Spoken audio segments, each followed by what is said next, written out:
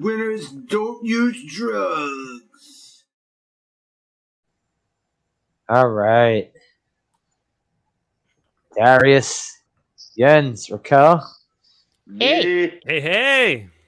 Thank you, folks, for being here to close out the first trilogy that we've done, doing viewer advisory. This was a good one. I would I say am the law. this was a good trilogy. Yep. Sneak Eater 3, baby. Lorenzo Lamas with a bit more of a mullet than he had in the first two. Yeah, but he had the smooth 90s mullet. Yeah, it was like Not the not the hairspray 80s perm mullet. he had that like crop at the front that made it look like a cobra, like the crest of a cobra's head or whatever the fuck. Yeah, dude, he had Cobra hood. he had He so had a much product cobra in it. hood. Yeah, he had the did. McDonald's arches on his front bangs. Even when he woke up after a sex scene, he still had that hair. Yeah. And when he got into bar fights, he would just shake his head and it would snap right back. But yeah, before we talk more about that, Darius, how you doing, man? I'm all right. How are you, man? Chilling.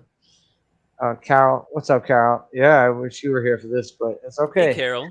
Hi, Carol. Did you get my text, Carol? You were here in spirit, Carol. Yeah. We had the cookies inside of us. I'm not sure if she got my text or not. We watched Sneak Eater 3 with her in spirit. You're like, she is here watching it with us somehow. It's good to see you, Carol. Hope you're feeling all right. I hope you're feeling all right, too.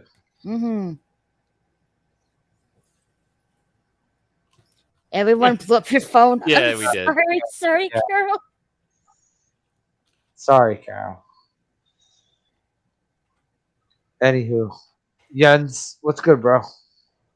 Yeah, loads of tips. Let's go. Series, yeah. I knew you were gonna be a big fucking cheerleader for the tits. It was a lot more disappointed with last week's fucking effort. Not like even a nipple. But in this, about 4 or 5 fucking pairs of tits. At least 5 by my count. Yeah. Maybe 6, depending on whether there were 2 strippers or 3 strippers. Yeah, it was hard to tell what it be staring at the tits. So yeah. All right, so the first girl whose tits we see, we're not supposed to be turned on by her pulling out her tits because she's got that fucking horrible story behind. All right, I'm getting ahead of myself. Anyway. Yeah. Well, hey, shall we start from the beginning? No, wait. I'm sorry. Here to say hi to Raquel. Raquel, thank you for joining us, wrapping up the series. Raquel was very skeptical about watching the Sneak Eater series from the beginning. She legit asked me for trigger warnings, like trigger warnings. I'm not a trigger warning type of guy, so I'm not really used to that. But she asked me if there was this or that in the first Sneak Eater movie. And there was the threat of what she asked hanging over the whole entire movie. Yes, there was. But it didn't happen, and I think that's why Raquel got through the movie. It didn't happen in the movie. It didn't happen on screen. Wait, are you saying it happened like Harvey Weinstein style with the producers? And No. I'm saying it happened in the backstory of one of the characters. Oh yeah. But I'm saying like the act did not happen on screen. Right. As much as it was implied. Yeah, and as much as it was threatened in the first one. All right, yeah, throw back to the first one. The Swamp Gang, the inbred Swamp Gang we dealt with. Junior and the boys. Yeah. But everyone enjoyed the series? I did, yeah. I did. I thought this was the best one. You thought this movie was the best one? Yeah. I'd have to think about it. Hello, Manticore. Hey, Manticore. Hey, Games, Movies, and Comics R Us. I got you, Carol. What's up, Games? Yeah, well, depending on how you measure your movies and what you want in them, this one it felt like a tighter, like a tighter film. Yeah, I'm sorry, but Raquel, like trigger warnings is a new thing to me because I'm not a college professor. I understand. Yeah, Gen Xers don't do trigger warnings. Yeah, yeah, we were thrown into the deep end of the pool. So, like, you either deal with this or you don't. Dolphin love, yes, Carol. I'm not sure. All right. Well, all right. For the comparison, before we go into the plot line of this one, we'll go into the body count. And Snake Eater has a much bigger body count in the second one. Oh yeah, compared to 1 and 3. He kills so many people in the second one that we lost count. Yeah, there were kills that I forgot about. Yeah, exactly. Like the whole raid on the drug lab. I forgot that he like killed everybody in there. Very beginning, you mean? In the very beginning of part 2. Yeah. Yeah, in part 2, yeah. They have a bunch of fucking submachine guns that they're sticking through the door holes where they distribute drugs, and they're shooting the shit out of him. Nothing's happening to him because he's hiding behind 3 crates. Yeah. Snake Eater has he has the magic ability of being like not bulletproof, but he could kind of like make them not go so close to him. There's that part 2 where he's in the shack. He's in the shack and they're fucking shooting the shit out of the shack, and he's hiding behind the fucking wheelbarrow.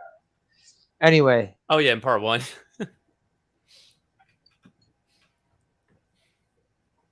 Yeah. Maybe it's the power of his mullet. I don't know.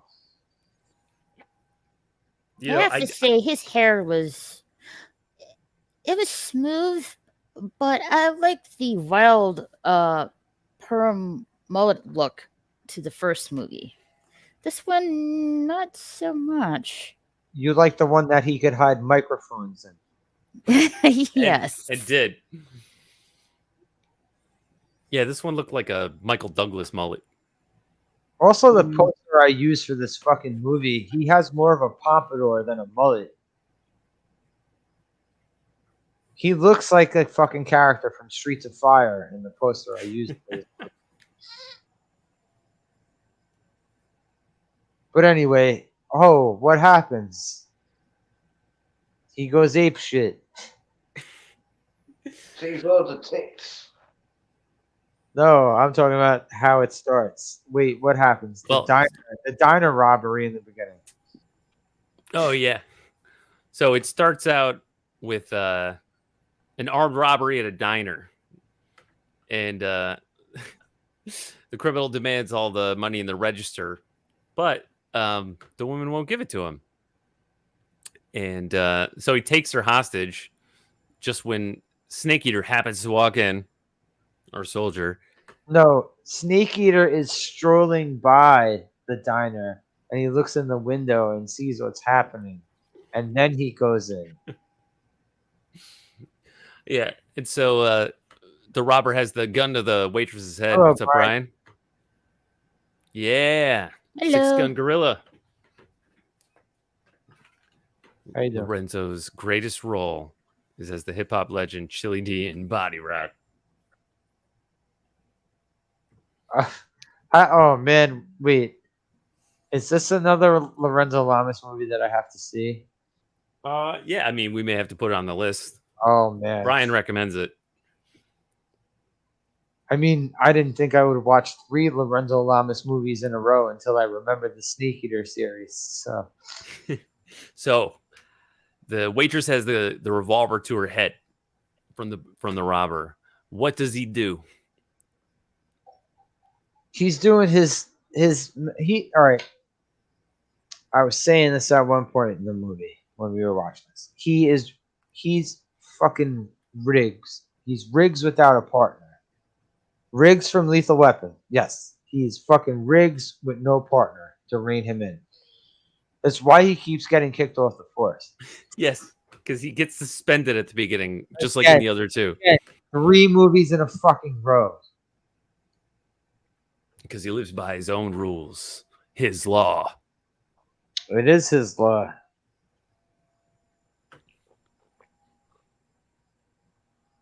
So, Raquel, just like in the second one, when Raquel, you didn't enjoy his mullet in this one compared to the first two.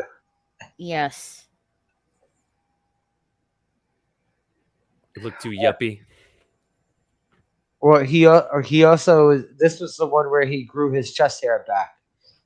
Oh yeah, he did. Because he had it all shaved in the first one, but he had full on chest bush in the first one. He was Hugh Jackman Wolverine in the first one. He was Smooth Boy in the second one, and in this one it was like on the comeback.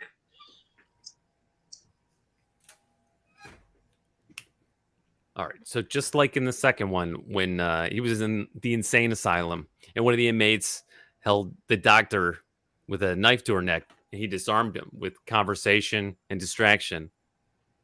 He tells the robber, well, he pulls out his own gun. And he's like, you can't rob this place. I'm robbing this place. And the robber's like, what? No way. I got here first. And so Flip a coin for it. So he flips a coin. The guy what do you call heads? All right. He didn't get to call it. He's Riggs, bro. He's Riggs. He's Riggs. It took me 3 fucking movies to realize that he's Riggs. But he gets a different Murtaugh every time. But they're not even Murtaughs. They're just other Riggses. They're just different forms of other like Riggs. That's true. That's a good point. Even Speedboat. Speedboat was definitely a Riggs. He was just high school Riggs. And this one we got old man Riggs. Speedboat was even getting pummeled in the fucking mansion, and fucking Snake Eater had to rescue him. Yeah, it's true. He survived an interrogation. So he flips the coin, and while it's in the air, he shoots the robber in the head, right next to the waitress's ear. Point blank in between the eyes. And she screams and freaks out. Oh, we also have the moron at the diner. I would scream too if that happened. Oh yeah, the moron. There's a trucker sitting at the bar in the diner. Catatonic, the whole robbery. He's sitting there holding the burger in his hands, not blinking, or totally frozen. He's totally frozen. The Exterminator. Oh yeah, we watched the first one. We didn't watch part one. Part one was disappointing for me. Yeah, he was disappointed there wasn't enough flamethrower action. No, nowhere near enough. Which they address in the blurb for part 2. or like he thought he didn't set enough people on fire in that one. No, it says the flamethrower wielding vigilante. That's like that's the description of part 2. I mean, rap was just something people did breakdancing to. Well, yeah. The first one, you mean? I mean, the second one. So it's a B-boy movie. Snake Eater 2. That weird gym they had. There were some people doing karate. There were some people doing gymnastics. Gymkata. Yeah. Well, Gymkata. That's another one I got to do in the future. Yeah. Okay, so when he shoots the robber and the waitress screams, some rando just walks up to him and he says something stupid. And did you hear what he said to him? No, I don't remember. It was not a good time. And so he loses his badge again. He gets put on suspension again. He gets chewed out by the chief. You know, and he's like, yeah, the waitress said you were there to rob the place. He's like, nah, man. Nah. That's what I do, man. I just try all I remember was him killing the robber And then next thing you know, he was in the fucking office, and they're like, "Give up your badge and gun." He's like, "Again?" That's what I remember. Yeah, that was kill number 1. I forgot to add that to the kill count. That was number 1. So he's already lost his badge, right? And then he goes. So he wants to investigate. Oh no, sorry, not yet. He goes to the. No, he gets his badge and gun taken away, and then all of a sudden he seems to get hired by this old couple. Oh yeah. This sweet old couple with a beautiful backyard and a garden and a gazebo. Yes, Carol, it's amazing. Because it doesn't. I don't know. Because it doesn't stop in this movie. It just escalates. He just keeps doing it over and over. It's like, why do they even keep him on the fucking, like, no, we're just gonna. Well, the end of each movie is how he gets his badge back. But he always loses it in the beginning. This is the 3rd movie in a row. Yeah, and he keeps doing the stuff that got him suspended throughout the movie. 3rd movie in a row in a 3-movie series where he gets his badge taken away right from the get. Yeah, but the thing is, he does all the same stuff while he's on suspension, maybe more. By rules. But they never catch him while he's on suspension. They only catch him while he has the badge and suspend him. Yeah, Jim Carter is no joke. You can fuck people if they attack you. There's I gotta find Jim Carter. I gotta find a way for us to watch Jim Oh Carter. yeah. I think Raquel might like that one. I have to check it out then. I'm sure Jens has seen Jim Carter, right? Jens? Oh, for sure. Yeah. Total Jim. So Raquel, imagine gymnastics mixed with martial arts. Yeah. Is Jens here? Jens. Yeah, I'm waiting till you get to the part where the daughter comes in and starts showing her bush off. She's in the garden pulling out her fucking pants. Oh yeah, so the old couple want to hire him. Now he just got suspended, and they want to hire him for a job because something happened to their daughter. So they bring her out, and she already looks traumatized, right? She kind of has that vacant look. They somehow managed to hear that he was recently suspended from the cops again, and they've done their research on him, and they're giving him a glass of orange juice in the nice garden they have. And they look like a vegan with the yard and everything. They bring out their zombified daughter, and she's pulling her panties down immediately. And they're like, "No, let's get her back in the house." Yeah, well, it was weird because they bring their daughter out, and she just lifts up her dress. She doesn't say anything. She has vacant, blank stare, and she just lifts up her dress, and she starts pulling down her underwear. We're like, whoa! Also, didn't they think that might just be an automatic thing that women do when they look at Snake Eater? Come on, Snake Eater. He's used to it. He's like, I see this all the time. But they have the ability to keep the bush in the pants. So. Well, this is the 90s, so it's the post-Bush era. No, this was early 90s. Yeah. So there was still Bush going around in the early 90s. Right. First of all, every fucking movie of this has different release dates. All right, this one says 92. For some reason, part 1 and part 2 say they're both released in 89. Well, because I think it released at different times in different countries. Yeah, but how the fuck are you going to make a sequel to this fucking movie within the year that you made the first one? Well, yeah, with part 2, they had the Italian release out like at the same time as the English because, hey, yo! There were a lot of New York Italians in the second one. Yeah, Looney Tunes Italians. Yeah, and that one old guy at the restaurant from Off the Boat. And so the daughter, Vivian, has this big scar.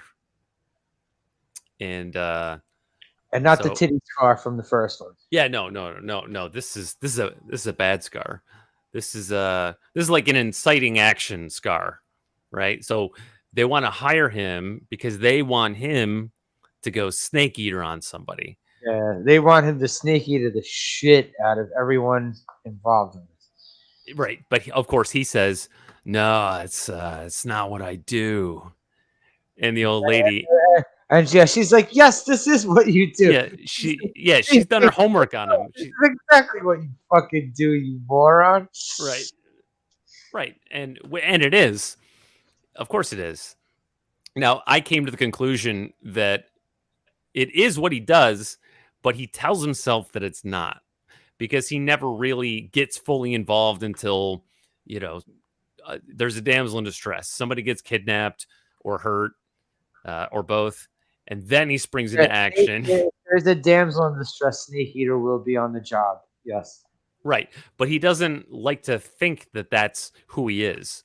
Also, this is the first time we get to actually, like, Snake Eater actually does the deed on camera. Like, we only got implied that Snake Eater was getting ass in the last couple movies, but this one, we're like, we get like a fucking 5-minute, and not at all in the first one. A 4 or 5 minute. Yeah, not at all in the first one. Not one bit. No, he gets to see some ancillary titties in the first one, but there's no romance, there's no gratification for him at all. No. And the one he rescues in the first one is his sister, so he's not, getting.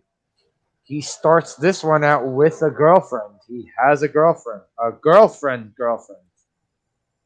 Yeah, and he goes to the antique furniture store, and there's some. Whoa! You're missing the bit where there's them harassing the couple, where that soy-head bitch is like fucking. Okay, yeah, the bar he goes. Oh yeah. He basically goes to the Double Deuce from Roadhouse. Yeah, exactly. It's this country bar. Yeah, he basically full of cowboys. Anyone ever seen Roadhouse? Yeah.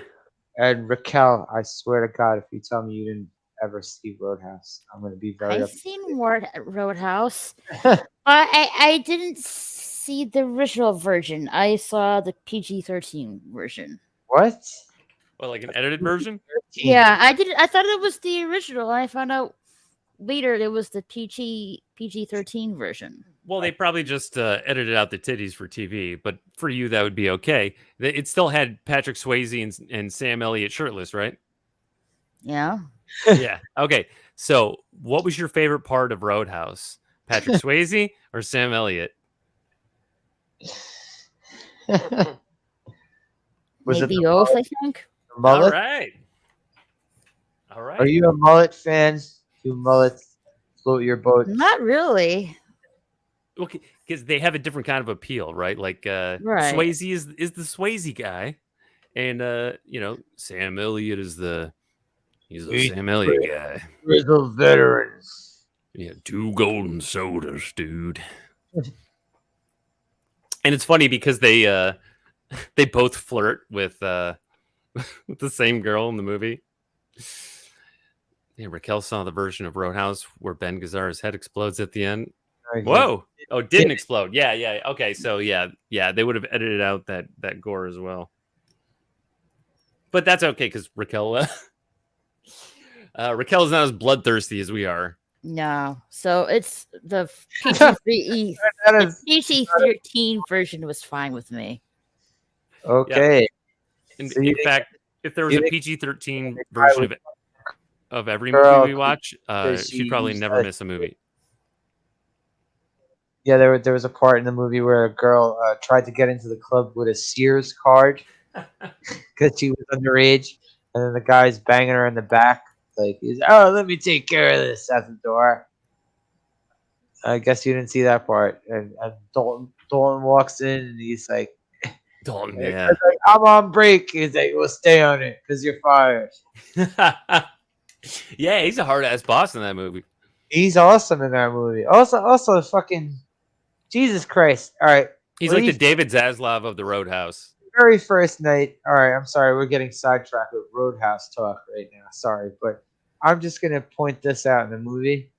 Of course, that guy's going to hire Dalton to fucking clean up his club because the first night Dalton is in there, not even as like, he's not even like, I'm the new guy here. He's just like there looking at the place.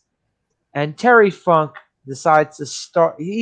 Terry Funk is one of the bouncers, and he decides to start a brawl. He screams, "Fight!" Like, you're a bouncer. Of course, people are going to clean up your bullshit, right? Yeah. So, Snake Eater walks into this country bar, this Roadhouse. You don't want a bouncer that's going to scream fight. You don't want that. Oh, no. You're fired. Yeah, dude, he fires everybody in that movie. He fires everyone the next day. Yeah, he's like Donald Trump on The Apprentice. You're fired. Right, okay. off the Roadhouse. So, Snake Eater walks into this Roadhouse to meet somebody. And, but as soon as he walks in, there's this couple. And the woman, she kind of looks like a trad chick. You know, she's got long blonde hair, but she's got like this, this dress. It's kind of a conservative dress. And the guy is a soy nerd. Say it, Jens. What is the fucking Slasher said, what is that guy? A soy nerd, bitch. He's got kind of this reddish mullet. It's like a short mullet. He's balding a little bit on the top, so he's on his way to a skullet. She's showing more balls towards these idiots than yeah. So these thugs come up to them, and one is a metalhead. Slasher said he looked like Bruce Dickinson, and he did. And, he had the Bruce Dickinson mullet. Yeah. And he's got like like the cut off denim jacket, and this punk chick with a red mohawk. I didn't even know that was a. Oh my god! I might get shut down for saying this. Yeah, I thought that was a dude at first. Who the metalhead claims is his wife, and then a third guy. I can't remember what he looked like, but we immediately know that these three don't belong here because you got a metalhead and a punk chick and someone else, and this is the Roadhouse, man. This is a country music bar. They start hassling the couple. And, all right. Well, it's also going back and forth while Snake Eater is meeting his contact, the old cowboy. While he's meeting, this is where Snake Eater first meets Cowboy, and you're big me up for a sec. Cowboy's letting this whole thing go, and Snake Eater seems a little bit more bothered by the moron gang going on than Cowboy is. Yeah. So the Cowboy is he is kind of a Sam Elliott type. He's this cool, calm, older gentleman with a big white cowboy hat, and he's wearing a bolo tie, and he's got a big turquoise ring on his finger. Also, like I was saying, if anyone's ever seen the movie Walk Hard, yeah, he looks like the guy who played Dewey Cox's father. Yeah. God, he looks like that. He looks exactly like that guy. So he talks to the cowboy, but before they can get into their conversation, these thugs start hassling the couple, and they pour beer on them, and they threaten them, and the wife is not taking it.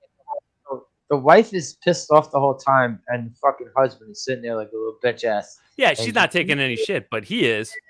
And the metalhead's like, he tells him he wants to bang his wife, and he's like, and she tells him, what she tell him? Like, you're a pig. Well, also he says something like, he's like, the dork ass motherfucker says, I don't want to have sex with your wife. He's like, why not? Why wouldn't you want to have sex with my wife? It just escalates further and further. Well, because he tells the dork he wants to have sex with his wife, and she's the one that calls him a pig, and he's like, no. And the guy's like, why not? I'll let you have sex with my wife. And he's like, I don't want to. Well, eventually, like, why not? Eventually, Cowboy. Well, all right. Wait, it gets to the point where they pull out a condom and put it over. Yeah, they pull it over his head. They pull the entire condom over the dude's head, which is actually a pretty funny scene. With Snake Eater cuts off Cowboy because Cowboy's like, I'm about to handle some business. Snake Eater's like, no, this one's on me. And then Snake Eater gets into one of his famous brawls. What does everyone think of Snake Eater's brawls, by the way? Pretty good. He did another roundhouse kick later on. So. Yeah, I mean it's a good part of establishing the character early in the movie. Yeah. You start with the suspension, and then you start with the crime scene, and then the suspension, and then you have the bar brawl. But every movie so far, we've gotten at least some pretty decent brawls, So yeah. So the equivalent in part 2 was that the raid on the drug lab?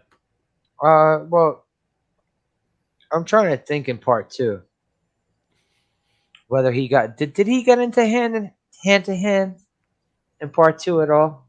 I'm trying to think. He did a roadhouse kick, didn't he? He got foot to foot with the wheelchair shit on the roof. Oh, well, yeah. Yeah, part 2 broke more from the formula. And there was that little fight when he was freeing Speedboat. He did the roundhouse kick, because Speedboat kicked him in the nuts, didn't he? Oh, yeah, toward the end at the raid on the mansion. Well, I'm trying. I was just saying, there wasn't too much hand to hand. No, not in part 2.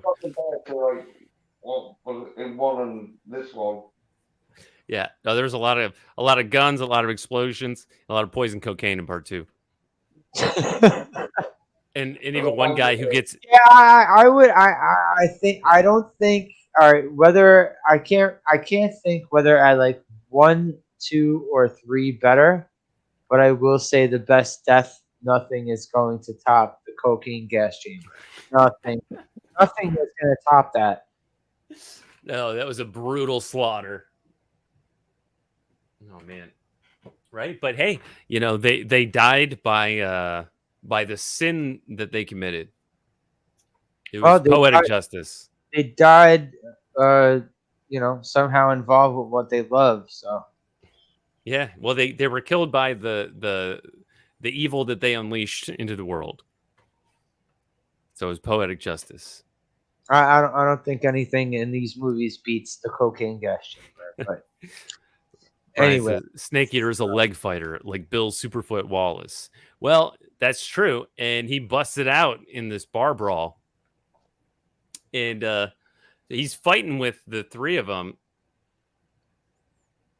And the punk chick with the mohawk says, "You wouldn't hit a girl, would you?" All right, this is the first bar brawl. This isn't where we get introduced to one of my favorite wrestlers of all time. So. Yeah, not yet. Of all time is in this movie. And she says, "You wouldn't hit a girl, would you?" And he just throws her through a plate glass window. Yeah, the next thing you know, like she's getting fucking forehead first through a fucking plate. Fucking awesome. Yeah, so this brawl is where I first noticed Snake Eater is a fucking equal opportunist, motherfucker. Yeah. This is where I first noticed that the fight choreography of this movie was, in my opinion, at a higher level than the last two.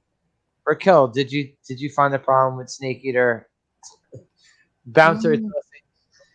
No, not really. No. No, not after what she just did to the couple. I think Raquel really has a crush on Lorenzo Lamas because she was like, in the first two movies, she's like, "Oh, he looks really good here. He looks really good here." So Raquel has to find herself the Renegade series on DVD or Blu-ray if they have it. Raquel, do you like Rogue Justice? Maybe. Because he does kind of go Punisher in these movies while he's on suspension. Oh yeah, he does. To the point where he has a reputation by this movie. So a reputation of get. I was saying before when we were watching this, I don't know how much I'm dating myself by talking about the Jetsons. He's like George Jetson getting fired every episode. Yeah. Jesus Christ, Snake Eater, take it down a notch. Or find a new job. So Jens, I got the feeling during this bar brawl that it had your attention and that you were paying attention to every blow, every punch, every kick.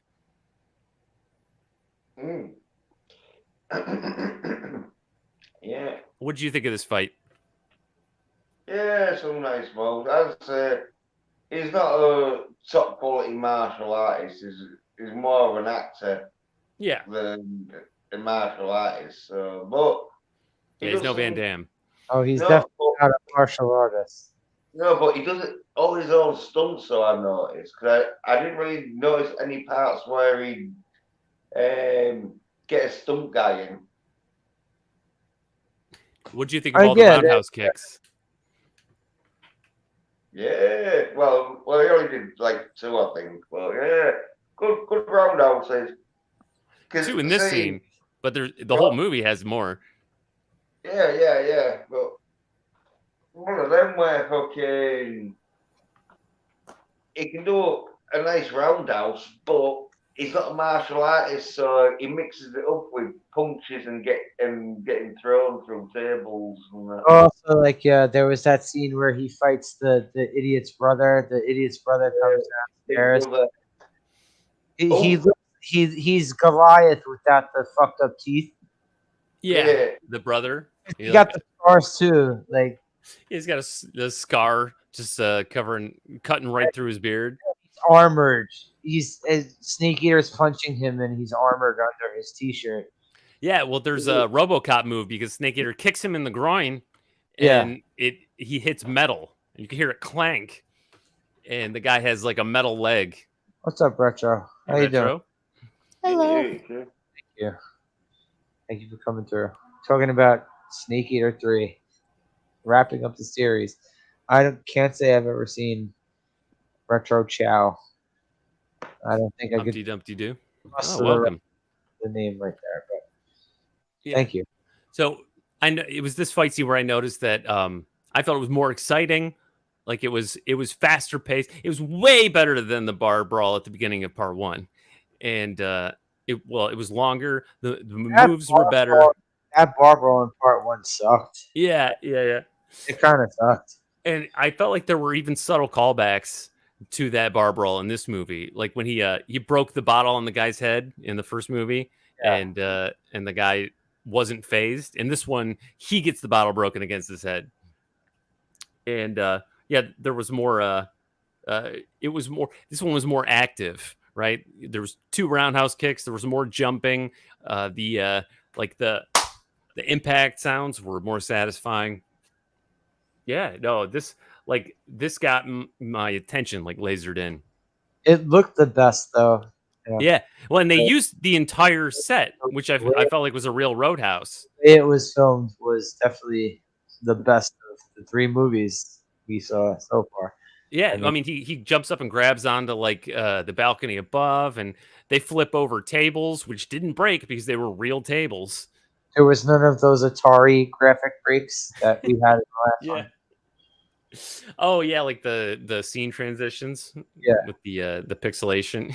Yeah. Oh man. Yeah, we didn't have any of that. Those are gone now.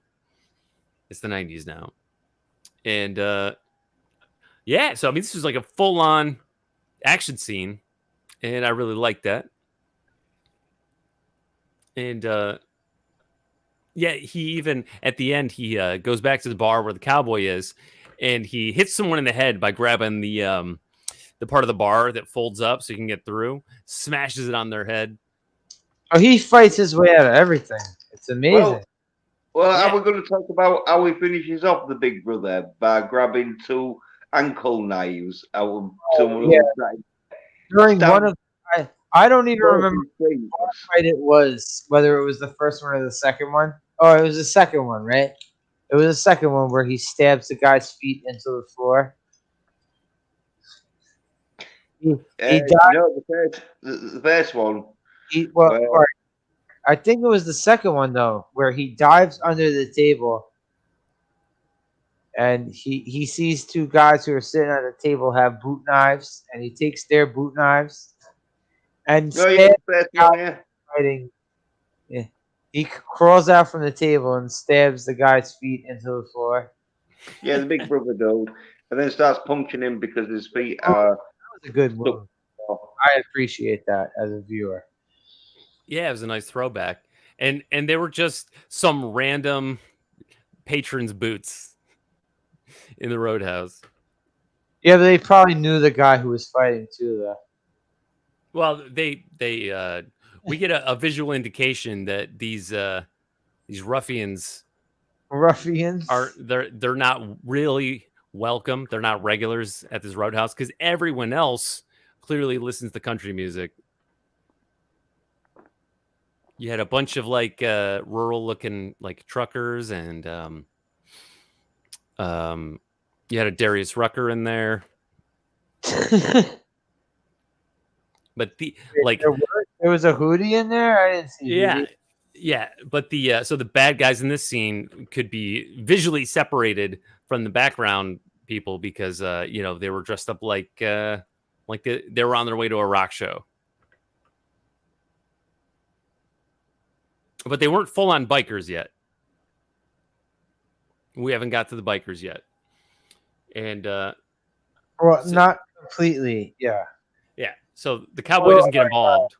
Well, we did also talk about the girl who was pulling out her, she was like flashing it, and they explained to Snake Eater that she was.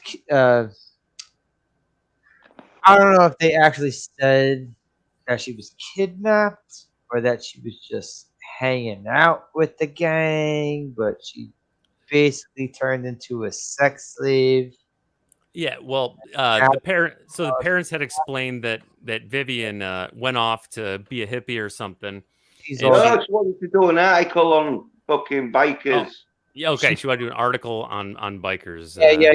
It was that that was what started it, but then she got captured. And yeah, she fell in with a bad guy, and then he sold her off to a gang of bikers who basically abused her and traumatized her. A zombie sex slave from all the abuse, I guess. I mean, I think the zombification was just a result of the trauma, and it's where she got the scar. And it's why she doesn't talk. She just has that blank stare all the time.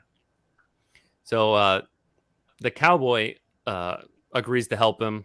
He's going to help him investigate, and he gives him some contact information. Also, I gotta say that's not the only time. Like the girl, like she meets Snake Eater, she's like, "Whoops!"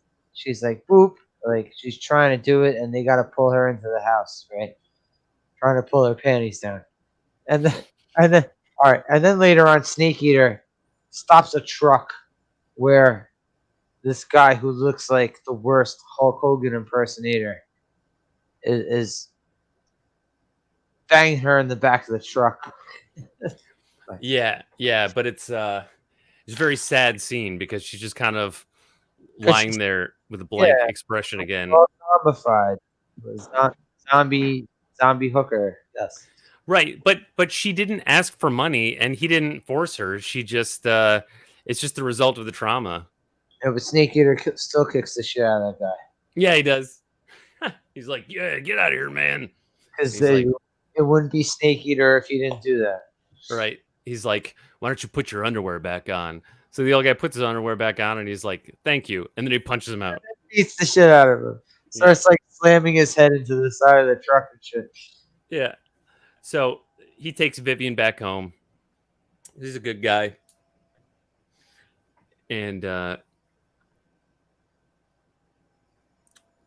his girlfriend. So his girlfriend Hildy worked at the antique store.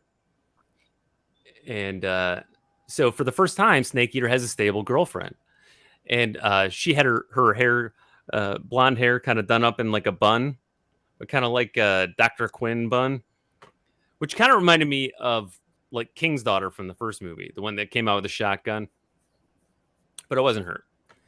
So or almost like the girl who was his psychologist in part 2. Yeah. The type. Yeah. His type is blondes. And all right, let's see. So we got he rescues her again, Vivian. So the cowboy gave him a lead on a case that takes him over to the Dewdrop. Is that where we are? The strip club? The second strip club that's visited. Some nice tits. Yeah, this was the one where Jens really enjoyed it. Yeah. Well, when he was with Hildy, we got our first full on love scene with Snake Eater in the series, and they show what an intimate relationship they have, that and what a considerate lover he is. And considerate lover. Snake Eater is a very considerate lover. He does take time, and he does kiss women's stomachs very passionately. And he doesn't dominate in the relationship, right? He lets her take control sometimes, and because there's a mutual trust in this relationship. If a woman wants someone to kiss their stomach, you call a Snake Eater, because he'll do that. Right. It was kind of a long love scene, and there's multiple cuts, but it established character and the relationship between these two, so it was plot relevant. The love, the chemistry between these two characters, it was pivotal. Yeah, well, the cowgirl showed that they have mutual trust, and fucking shit, that they're equals in the relationship, and he makes sure that to please his woman. I might be the only person within like fucking 15 years who is not related to Lorenzo Lamas himself that has talked about these movies. Right. So that was that was our second titty shot at the movie. So he follows the lead from the cowboy over to the Dewdrop, and as soon as he walks in, there's a stripper with bright red hair named Fran. Nice and tits for her age. Fran had nice tits. Mm-hmm. And she had a nice booty too. Where she had like, what's your rating on Fran's tits? A rating on him? Yeah, the Fran have nice. Fran, the one who got hit with the shotgun through the door. Sorry, spoiler. Fran gets blasted through the door with a shotgun. R.I.P. Not yet though. Not yet. I'd go with an 8. And so she spots him coming in. She makes eye contact with Snake Eater. He sits down at the bar. She comes over to him. She puts her top on and comes over to join him at the bar. And the bartender says, "Oh, what are you having?" and he's gonna order her wine, and the bartender's like, I think she'd rather have like a mixed drink, right? Basically, there's being a dick. Yeah, the waiter is trying to upsell him because he's trying to get him to buy a more expensive drink for the stripper, and Snake Eater gives him some line, and he's like, "How about a beer?" And she's like, "Yeah, beer's fine." So she's being nice, but he starts asking her about Vivian. As soon as he mentions Vivian's name, she's like, "I can't talk about that." And across the bar, you could see Bam Bam Bigelow. All right, yeah, Bam Bam Bigelow and other biker morons. Yeah, right. So this is our first encounter with the actual bikers. And Bam Bam Bigelow is known as Goose. And he sees... Fucking like, at this stage, there's another stripper in the background showing her tits off. Right, so that's 3. Yeah, a second stripper comes on stage in the background. Yeah, it's background titties. So we're already at 3 more than the last movie. And Goose considers Fran to be his old lady. And he doesn't mind at all that she's a stripper. And so he sees the two talking to each other, and he comes over to assert his dominance.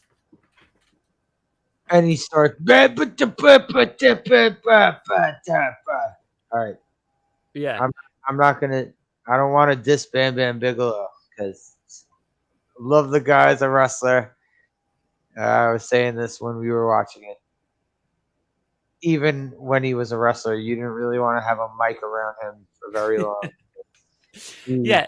Well, he looks intimidating. Thing was not very good.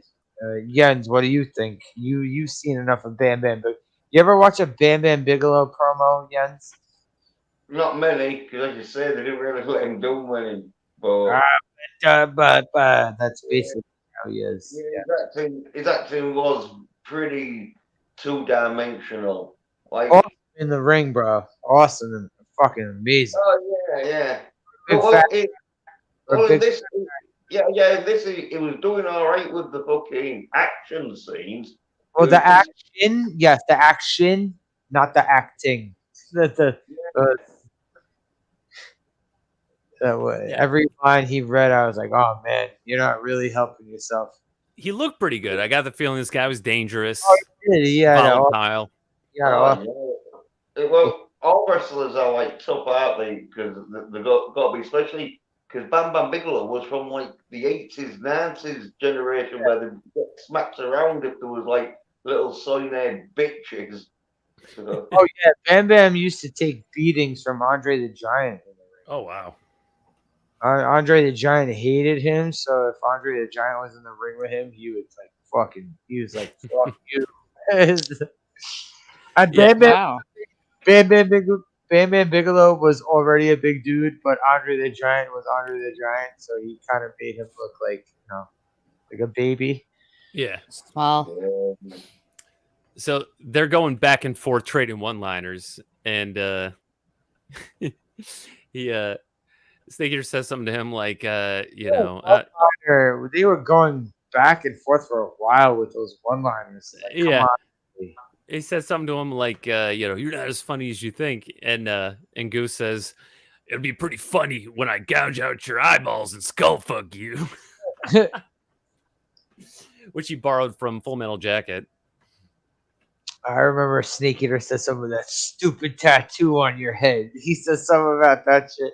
Oh, he's gonna go tap dancing on his the stupid tattoo on his head. Yeah, they were fucking going back and forth for a while before they fucking hit each other. Yeah, well, they decide they're gonna take it outside. Well, they never did hit each other. Right, they did, but as soon as they get out there, Goose is like, "Hold on, I gotta take a piss," because he has some kind of kidney condition that makes him lets him take a piss. Yeah. So he just pees outside on a fence on the other side from like away from him and lets him take it. There's like a subdivision on the other side of the fence, but Goose doesn't care. Oh yeah, this is also true about Bam Bam Bigelow. I ran into a burning building to save some kids. Dude was a legend. Whoa, nice. Yeah. Cool. In this movie, Goose would have been the one that set the building on fire. He's also dead, by the way. So R.I.P. Ben. R.I.P. So while he's taking a leak outside, Snake Eater hops in his Jeep and starts driving right at him. And he hits the brakes like an inch away from him. And he's like, "What the hell do you think you're doing?" What did he call him? He called him you call him a jackass? I don't remember what he called him exactly, but it was something like jackass, and he pulls out a shotgun. I was more all right. Lorenzo Lamas seemed like a fucking Shakespearean actor compared to Bam Bam Bigelow with the line delivery in this movie. So I was more mesmerized by how terrible Bam Bam Bigelow read his lines. So Snake Eater pulls out a shotgun, points it right at him, and he says like something like, "That's Mr. Jackass to you." Mr. Cocksucker. Oh yeah, cocksucker. That's Mr. Cocksucker. That's it. He points the shotgun at his balls. Yeah, well, he wants to know, what happened with Vivian, right? Like, what happened to her? Who was involved? And he's like, I don't know, man. Shoots him in the foot. He's like, ugh. He's shooting at him a couple times before that. He shoots at him like 1 or 2 times before he actually hits him in the foot, right? Yeah. No, he shoots at his bike. Oh yeah. Yeah. Oh yeah. Okay. Yeah, that's right. So after he almost drives into him, he backs it up and knocks the bike over. That's right. And then he first shoots the bike. That's right, Jens. Thank you. He shoots the bike and he's like, "What are you doing?" But didn't he actually shoot at his feet a couple times with the shotgun before he actually hit him with the shotgun? No, he was shooting at his bike, but his bike was on the floor and he was stood near it. Okay, yeah. Okay. Yeah. Right. And so he shoots him in the foot. He's like, "Ah!" And he's still not going to tell him anything. And so Snake Eater points the shotgun right at his crotch, right at his balls, and he's like, he gives up all the information. Well, he says, "I think you'd make a good soprano." Yeah. So then he gives up the info. He's like, "I don't know, some guy, whatever guy that she was, she went off with to do the research, sold her to a gang of bikers." He's like, "Who?" He's like, I don't know, man. I don't know." And so then Snake Eater just leaves him there. Snake Eater, by the way, we haven't called him by his name this entire fucking time we've done these 3 movies. I don't think I called him Jack Kelly. Was it Jack Kelly? Yeah. His character name is Soldier, but his legal name is Kelly. There's the first time I've called him Jack Kelly. Yeah. Well, and later in the movie, I knew that Hildy was mad at him because she called him Kelly. His psychiatrist in part 2 was calling him Soldier. Yeah. Psychiatrist is not going to do that if you just came out of the Vietnam War and you're put in a fucking mental hospital. No. Sorry. Right, because he had pled insanity. I mean, I don't know whether the way mental hospitals worked in '89. Well, they had all their funding cut from Reagan. Whatever. Yeah. I could be wrong. I don't know. All right, Jens, help me out. What's the next thing he does after interrogating Goose? Well, wait there. I'll have to get the fucking list because I fucking took sick because I haven't been used. Oh, he takes Fran. He goes back into the bar. That's right. And he talks to Frannie. And he's like, hey, get out of here. Go stay with someone. And she's like, no. If I don't come in here, I'll get fired. And besides, Goose knows where I live. And he's like, well, you can come stay with my girlfriend for a little while. So he takes her to Hildy's place. And he ain't having that. yeah, Hildy's not liking it. She's like, I thought you said you wouldn't bring your work home. And he's like, hey, she's got no place to go. She's got to lay low for a little while, just until this whole thing blows over. And yeah, and someone legit thought that. He's like, oh, he's trying to swing a 3-way. I thought that. Yeah, I was like, do you think he's gonna? You think he's gonna have a happy birthday? Get a little menage. And everyone said no, but I thought it might happen. Because we had already had. You know why it didn't 4 happen? sets of titties by this point.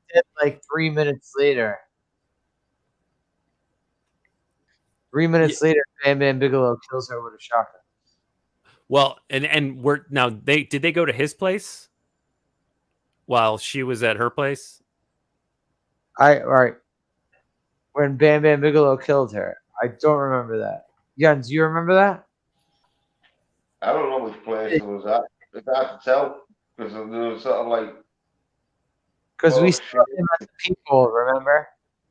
Yeah, well, I think like a couple of the bikers followed him back to Hildy's place, so they were scoping it out. So Goose shows up at the door and knocks on it, and Franny's there alone. She looks through the peephole and sees it's him. Instead of keeping her mouth shut, she says, "Go away." And that was not a smart move. Well, also by this point, Bam Bam Bigelow has half his motorcycle boot and half like a cast. Yeah. He's literally duct tape on his foot. And we see the bottom of his foot. Yeah, it has like duct tape on it. Yeah, he's like, "Come home, baby," and she's like, "No," and he's like, "All right, at least open the door." And she's like, "No, I am not opening this door," and he's like, "That's okay, I'll let myself in." And then, oh wait, where's my sound effect?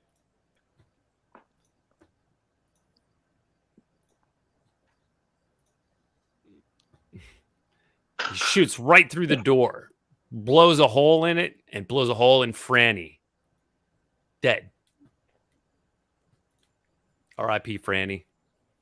So Yes, sad. Snake Eater didn't get to swing that 3-way. So. No, which is also tragic. I kind of liked Frannie, so I was upset to see her die. I didn't think she had to die. No, right? For movement of the plot, that's why she had to die. Right. Movies like this, people have to die in order for the plot to move. Right. It's you have to die because then they got an excuse to go for revenge on Bam Bam. Right. It's steps like that pull Snake Eater deeper into it. That's exactly what I'm saying. It's like people in these movies have to have like, all right, if they're not gonna die, they have to have tragic things happen to them, like get kidnapped by a fucking swamp gang and put in a shack for a week, like like that. Hey, nobody. Hey, nobody. What's up, nobody? How you doing? Now, Snake Eater and Hildy don't hear the gunshot, so I'm assuming they were at his place, and they're making sweet love with some ice cream. Oh yeah, he has what looks like it's setting up for a fucking. It looks like it's setting up for a sex scene involving ice cream, but they cut that off pretty quickly. Right, and so then we see outside, 2 of the bikers have found them. Right, they found the apartment. I've been scoping it out, and so then it cuts back to them, and it's like it's nighttime, and she's like says that that they're gonna take a break. He's like, "Nah, this is just the 7th inning stretch, baby." But Snake Eater doesn't know when to quit. He really has no fucking limit, bro. He really doesn't. He's in love, man. But it doesn't matter whether he's in love or not. He's just a psycho. He's Riggs. Yeah, well, he's an 80s fucking 90s man. You have fucking. He's rogue cop. He's rogue cop. That's what he is. So Snake Eater is going to be Snake Eater. Well, I think you just like misunderstanding the late 80s/early 90s man. Dude, I grew up in that shit. I know what it is. Yeah, we all know the score. You fucking Yeah, I know the score. go around shagging some beds and that, and then set up booby traps. I'm also giving props. This is the first time he did because we didn't get any actual. Yeah, so what are you complaining about? The very first one, we did get that. We did get the thing. We did get the vibe that he is a sex symbol because he got that girl. Like they were playing the you strip, you strip, you strip, you strip. They were doing Yeah, that. We yeah, got the vibe that Snake Eater wants some ass, yeah, well, and I'll, he's gonna take it. He's gonna take it, Jeff. well, he gives it because he was giving it to fucking his bear who had nice tits because you get to see her tits. Yum yum. So he finds out that that Franny's that you see her getting zipped up in the body bag. I think it's fucking funny how Darius had to recover from that. To fucking keep explaining the movie. I want to make sure that I don't get it out of order. And so yeah, the police are they zip up Fran, and he meets with the cowboy. Right, they meet outside and they're talking. Yeah, and the chief, the one that put Snake Eater on suspension, he's like, Snake Eater's telling him, "Hey, why don't you go after this guy Goose?" And he's like, "I mean, what am I gonna do? I got nothing on him." And Snake Eater doesn't mention, well, he's an obvious suspect. Can't you just run ballistics? The chief is like, "Hey, I don't know. I got no evidence. I got no suspects, no witnesses. Ain't nothing I can do." You don't want to do it. And he's like, and remember, you're on suspension. And you what? So if I catch you and Roy Rogers over there playing Dick Tracy, he gets very offended over the Roy Rogers comment. Yeah, the cowboy walks up to him and he's like, "You got a problem? What's wrong with Roy Rogers?" He's like, "Nothing. It's just an expression." And he's like, "Stay out of our way, shithead." "What did you say?" "Hey, it's just an expression." The wrong kid died. I'm sorry, he looks exactly like Yeah. that guy from Walk Hard. Right. So they come up with a plan. What were you gonna say, Raquel? I'm just laughing. So they cowboy goes to Goose's trailer. I guess they know each other from back in the day. And he's dressed all casual, still got the hat though. He pulls up with like a case of pink beers and Wait, no. Before that, Snake Eater goes into his shit and fucking into his porn bathroom and sets up a electrocution. oh trap. yeah, of course. Yeah, that's when you see him. He puts the Snake Eater t-shirt on and he goes into his I gotta mute. Go ahead.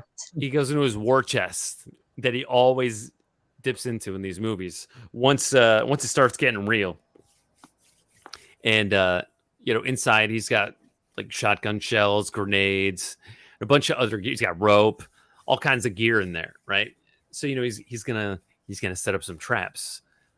So they go to Goose's trailer, and he sneaks in. You see Goose's bathroom. It's real small, just has a toilet and then a window behind it, and the walls are covered with nudie pictures. Ooh, excuse me. So he puts this tinfoil sheet underneath the bathroom rug, connected to these wires that go into the toilet tank, and there's a trigger on it. And he hears Goose coming home, so he sneaks out the window. Meanwhile, Cowboy pulls up in the truck and talks to Goose, and he's like, "Hey, why don't we have some beers and catch up?" So they're watching TV for, I don't know, probably a couple hours, slamming down beers. Goose slams down an entire pyramid of beers. and he's telling him about his foot injuries. Like, yeah, the hospital patched me up, and they gave me these pills, so I haven't had to piss all day. After getting shot in the foot with a shotgun, it's amazing he had toes in general. Well, yeah, and he clearly never goes to the doctor.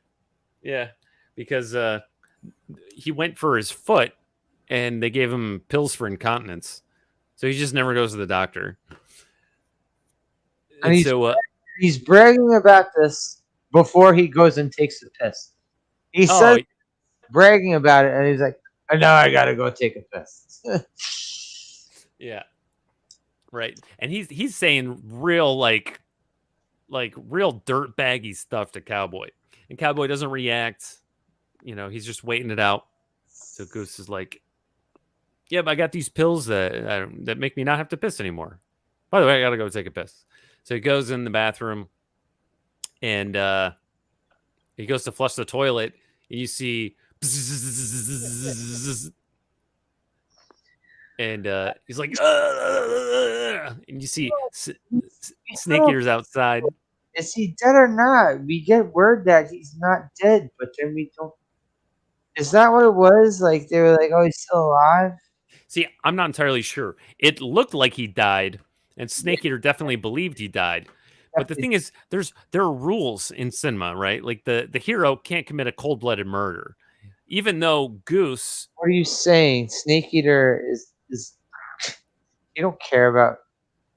Well, so what I'm saying is, I think that Goose did die, but they had to write in little technicalities so that Snake Eater didn't technically commit cold-blooded murder, right? Because even though Goose murdered Fran with a shotgun, and it would be, it would be revenge. He still wasn't a cop at this point? He was still just a freelance. Right, but it's still murder, though. It's still murder if he just kills someone for killing someone else. But he's also a freelance murderer. He's murdered a lot of people. That's true. In a lot of cases, they were actively a threat to him or participating in crime, threatening someone else. We've seen, watching 1 through 3, we've seen he don't give a flying fuck about murdering people. Well, that's what's so interesting, because if you watch carefully, the context of each of those kills is provided. Sometimes it gets really, really close, right? Like with like Torchy, it looked like he could have lit him on fire. Yeah, he seems like he also likes torturing people, like not just mentally, but physically and mentally. Because the shit with Torchy was mental torture. Yeah, dude, it was like some Saw shit. And and that was what made me think about with the electric mat. So he set up the trap that Goose triggered when he flushed the toilet that electrocuted him to death, right? So did Snake Eater kill him, or because he only set up a trap that was activated by Goose, under the Jigsaw rules, did Goose technically kill himself? I don't know. I'm just saying, like, Snake Eater don't fuck about killing people. Well, and later when we hear that Goose like survived and he's in the hospital or in a coma or something, Eater likes torturing people too. The thing is, though, we never see Goose again after we see him get fried, right? So I think effectively for us, he's supposed to be dead. We don't see him anymore after that. Yeah. Right. So I think he's basically, we should consider him to be dead at that point, but they may have written in that he survived so that Snake Eater didn't become a murderer. You know what I'm saying? Snake Eater already is a murderer, though. Well, he's killed in self-defense. What Darius is trying to say is that a hero can't be a psychopathic, cold-hearted killer. Right. They've got to have some kind of fucking reason to hospital. Yeah, well, it could have been one of them where they've written it in the script and that, and they filmed it, but then it could have been an extra racial where it's like, oh no, let's make it where Snake didn't kill him. He just fucks him up so bad he's in a coma. I'm just saying, he's technically dead, but he's fucked up. It Yeah, might as well be dead. it would still be attempted murder. But if you look at the context of everyone he kills, even in part 2, there's some context surrounding it where he's technically justified, right? Even the most psychotic, brutal mass murder he commits at the end of that movie by dumping the poison cocaine into the vent. People in the one before he murders a mansion full of people in the one before this. Well, it could have been that like fucking. I'm saying like the cop is like the cop. Yeah, but it was too cold. Hearted killing of coke and giving him an overdose of coke, and it was like, oh yeah. Snake Eater is a killer. He's a killer.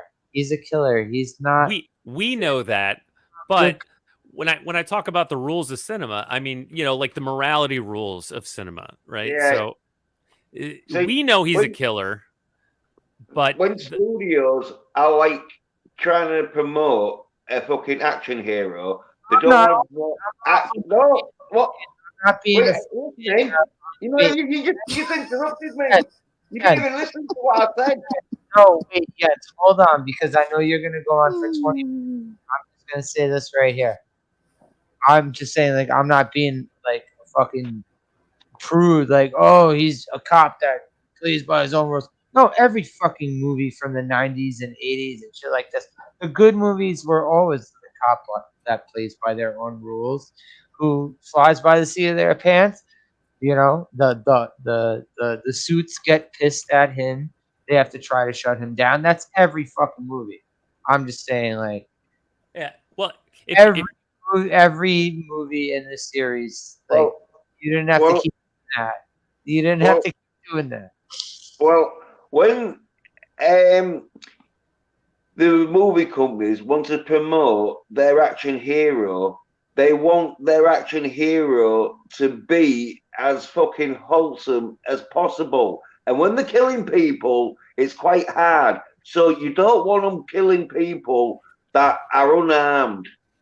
Right, exactly. So there are lines. They draw lines that the character, the hero, cannot cross, right? Any character, like the villains can cross it, but then the villains get punished. But these also weren't even like wide theater release movies. These were all, I'm pretty goddamn sure, 1 through 3 was to VHS. Sasha, you remember watching He-Man and wondering why the fuck He-Man just didn't start chopping Skeletor's and Beast Man's head off? Yeah. It's because he's supposed to be a wholesome hero. It's like Superman. Have you ever wondered why Superman are you really comparing people? It's because he's a wholesome hero. You're comparing Snake Eater to He-Man. He-Man, that's what they'll be doing. He-Man was the Superman version of Conan. Snake Eater is basically the Punisher without the Punisher logo. Yeah, but the one, like, the Punisher to be as wholesome as possible. And so not having the Punisher character electrocuting unarmed people when having a kid. Wholesome? Are you really fucking saying the Snake Eater movies are wholesome? Technically wholesome. Are you kidding me? Are you fucking kidding me? Well, they're trying to make it wholesome, aren't they? Not fucking having Nick kill fucking Bam Bam Bigelow. Wholesome? No. Oh, yeah. Strong disagreement that this series is straight to VHS series.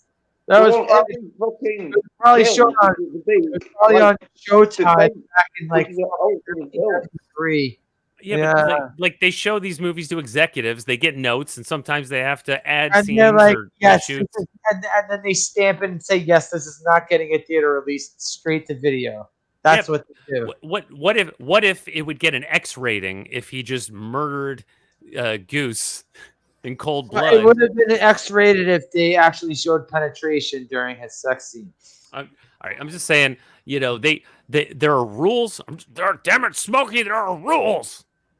and there are lines that they prefer not to cross, right? I can't. I'm still dumbfounded. Jens Yeah. actually was trying to say What you this. can't get, no, the thing is, Flasher, what Flasher can't get is how can someone be so wholesome in character when they're going around shooting people in the head?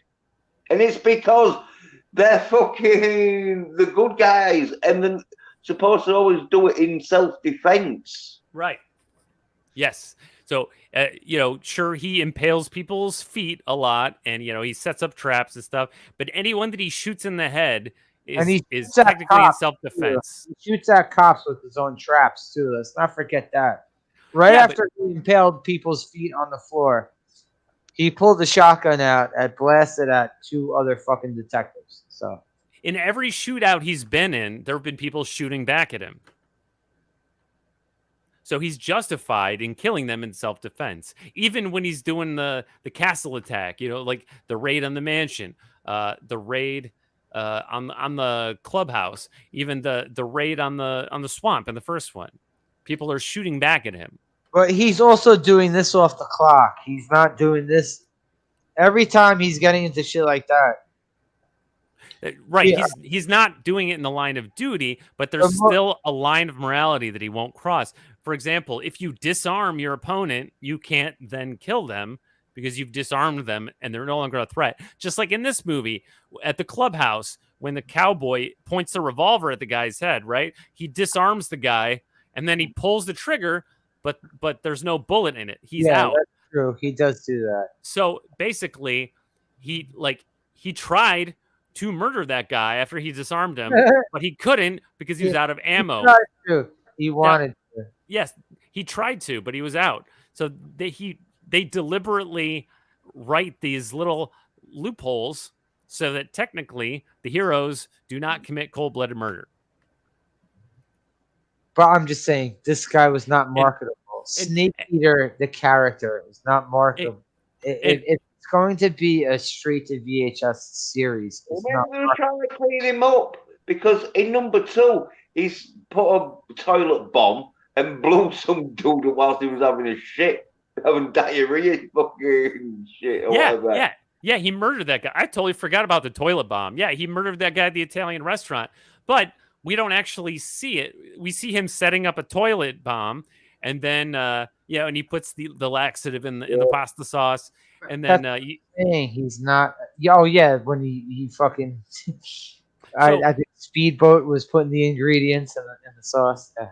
Right, and so for our benefit, that guy, that eats the pasta with the laxatives, they take a minute to establish how horrible he is, what a piece of shit he is. They have him dropping N-bombs and saying horrible, disgusting things about other people. Hey, whoa, right. So he's not even in the movie very long, but they let us know how bad he is.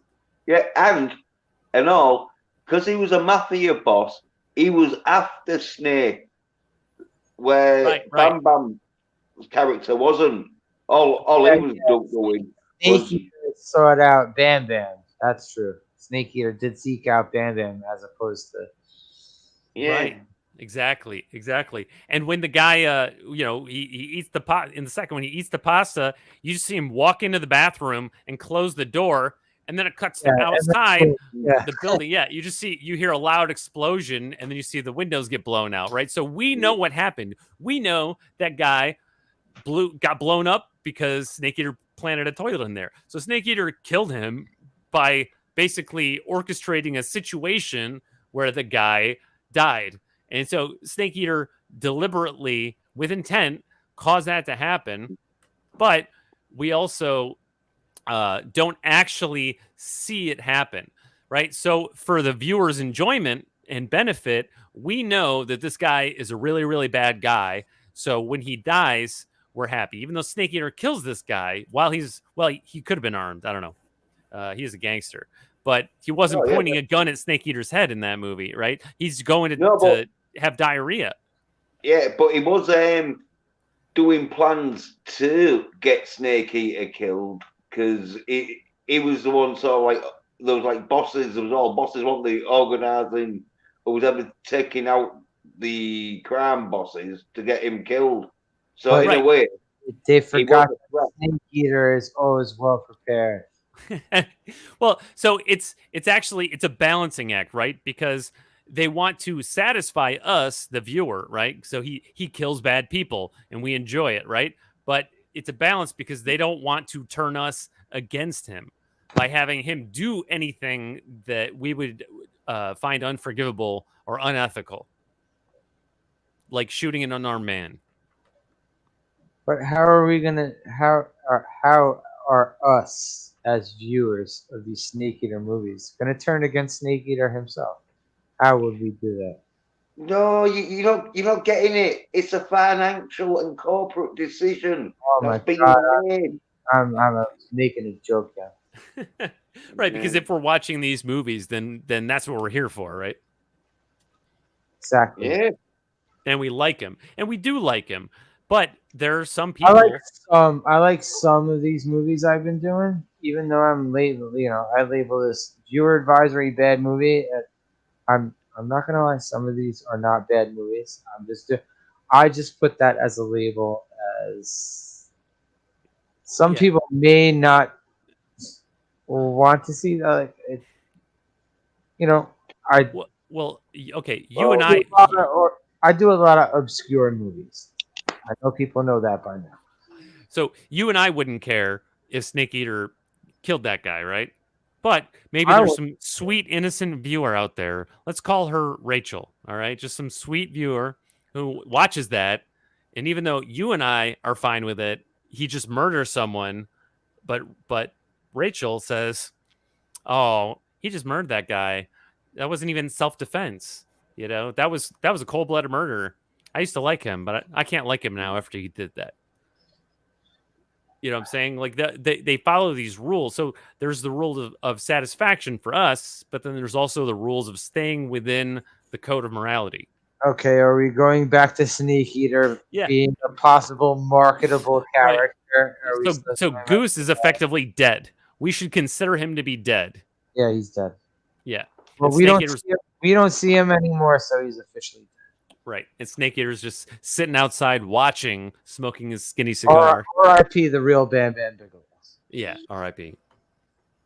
Meanwhile, Cowboy comes out the front door, totally clean conscience with what just happened, and now he has to piss. So he just starts pissing on the outside of Goose's house, the man who just died. Yeah, well, he can't use the toilet, can he? No, he can't. Oh, you know what? I didn't get that at the point, but that's a good one. Now I get it. Why he pissed in front of the house? Right. Oh shit! I didn't get that at all, but that's a good one. So the rest of the biker gang, they know who did it. This biker gang is a bunch of fucking morons. Jesus. Yeah. So Snake Eater is make it sweet sweet love to Hildy again. And then of course he is, and then he gets a phone call. Yeah, and we don't hear the other voice, but he's like, "No, you leave her out of this." And he looks visibly upset. She's like, "What is it?" He looks out the window, parts the blinds, and he sees two bikers down on the street. And he's like, "Well, we got to get out of here." And she's like, "No, I don't want to go anywhere. I'm safe up here." Two and bikers he's like, "No, two morons." Okay. He's like, I don't want to leave you alone. Now, I'm convinced at this point that she's going to get kidnapped. All right. I already thought that like 3 scenes ago. I thought that before Frannie even died. I was like, yeah, Hildy's going to get kidnapped. And yeah, I thought it was going to be a double dragon ending. Yeah. So now that the bikers show up, I'm like, oh, here it comes. Yeah, she's getting kidnapped. She's 100% getting kidnapped, right? She's going to say, no, I want to stay here where it's safe. He's going to go out there to get rid of the bikers. And meanwhile, some other bikers are going to sneak up into the apartment and kidnap her, right? But they don't do that. These movies keep me guessing. I do appreciate that I can't figure out everything that's going to happen because she goes with him. He convinces her to go with him. And they walk out the front door and the two bikers are there. They're like, hey. And so... he's like, he can handle two bikers. Well, he can because he's got a gun. Because he just blows them fucking the chests out. Don't Yeah, and He kills a lot of people, man. yeah. Now, is he using his Beretta at that point? I'm just saying, like, Snake Eater. It seems like even when he's off the clock or suspended, whatever, he gets a lot of business done. Yeah, he does. Well, yeah. Yeah, man. This really has to be how he got Renegade, right? Oh yeah, absolutely. Yeah. I know that Darius. I know you said that you watched Renegade with your dad. I never watched. I might have caught part of an episode here and there. But. I was real little at the time, so I don't really remember the plot. But yeah, no, he had the long hair and he rode a motorcycle, and we've already seen 2 of these movies with motorcycles in them. It was softcore, right? It was softcore Snake Eater. Yeah, like primetime TV Snake Eater, right? Like the Xena Warrior Princess version of Snake Eater, and in the first one, he actually rides a motorcycle and a motorcycle. Yeah, he's not riding that motorcycle for very long in the first one. Right. And then the second one, no motorcycle. There's No some motorcycles at all. Some sweet cars in the big city. And then there's a lot of motorcycles in this one, but they're all the villains. So, I see these 2 bikers and I'm like, oh, he can take 2 bikers. But then 2 more pull up. I'm like, 4 of them. I don't know. Maybe he could take 4 of them. And I thought 2 more were going to pull up and grab Hildy, but it's only 4. And then he's having a shootout with them in the street. And suddenly a truck pulls up. And who is it? Oh, of course, it's Cowboy. Cowboy. Yep. And he pulls up to the 2 that were across the street, pulls a revolver out. He comes up like fucking Clint Eastwood in Gran Torino. Yeah. Yeah, real cowboy style. Points a revolver right at those 2 bikers and threatens to blow their balls off. Meanwhile, the other 2 have them like flanked on the street. And Snake Eater pulls out his gun and shoots them both 180 degrees from each other. Bam, bam! Because Snake Eater is a cold-blooded killer. He don't give a fuck. Snake Eater's gonna shoot you. Yeah, you don't care if you spit on the curb or if you fucking jaywalked or if you fucking robbed a bank. Doesn't matter. Snake Eater's gonna shoot you in the face. Yeah, you step in his way. Right, and they were armed and they were threatening him, so he was justified. Right. I don't know if you've ever seen the TV show Justified on FX, but that's one of the running themes of the show is whether or not it's justified, right? So I have seen the first couple episodes of Justified. And he wears a white cowboy hat, just like this. But yeah, killing those 2 bikers on the street, he was justified. And so Cowboy's holding the revolver at the other 2, and they're like, "Oh, you're gonna kill us?" And Cowboy says, "What do you think, soldier? Should I kill him?" And what does he say? He said, I know he tells him not to. Well, they do the whole like pretending they're gonna kill him. Yeah. All right, wait. Is this where already? What's his face? Cowboy is in his gear like a Saved by the Bell character, right? Mm-hmm.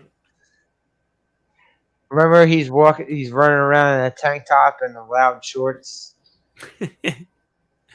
Oh yeah, those shorts. Oh, I didn't notice he was already wearing them at that point. Yeah, I think you might cut out Sasha. Oh, you popped out and then you just popped back in. Came back in. And now your avatar is gone. Yeah, now you're the eyeball again. Or the white nipple. Mm. And we didn't see a lot of pink nipples.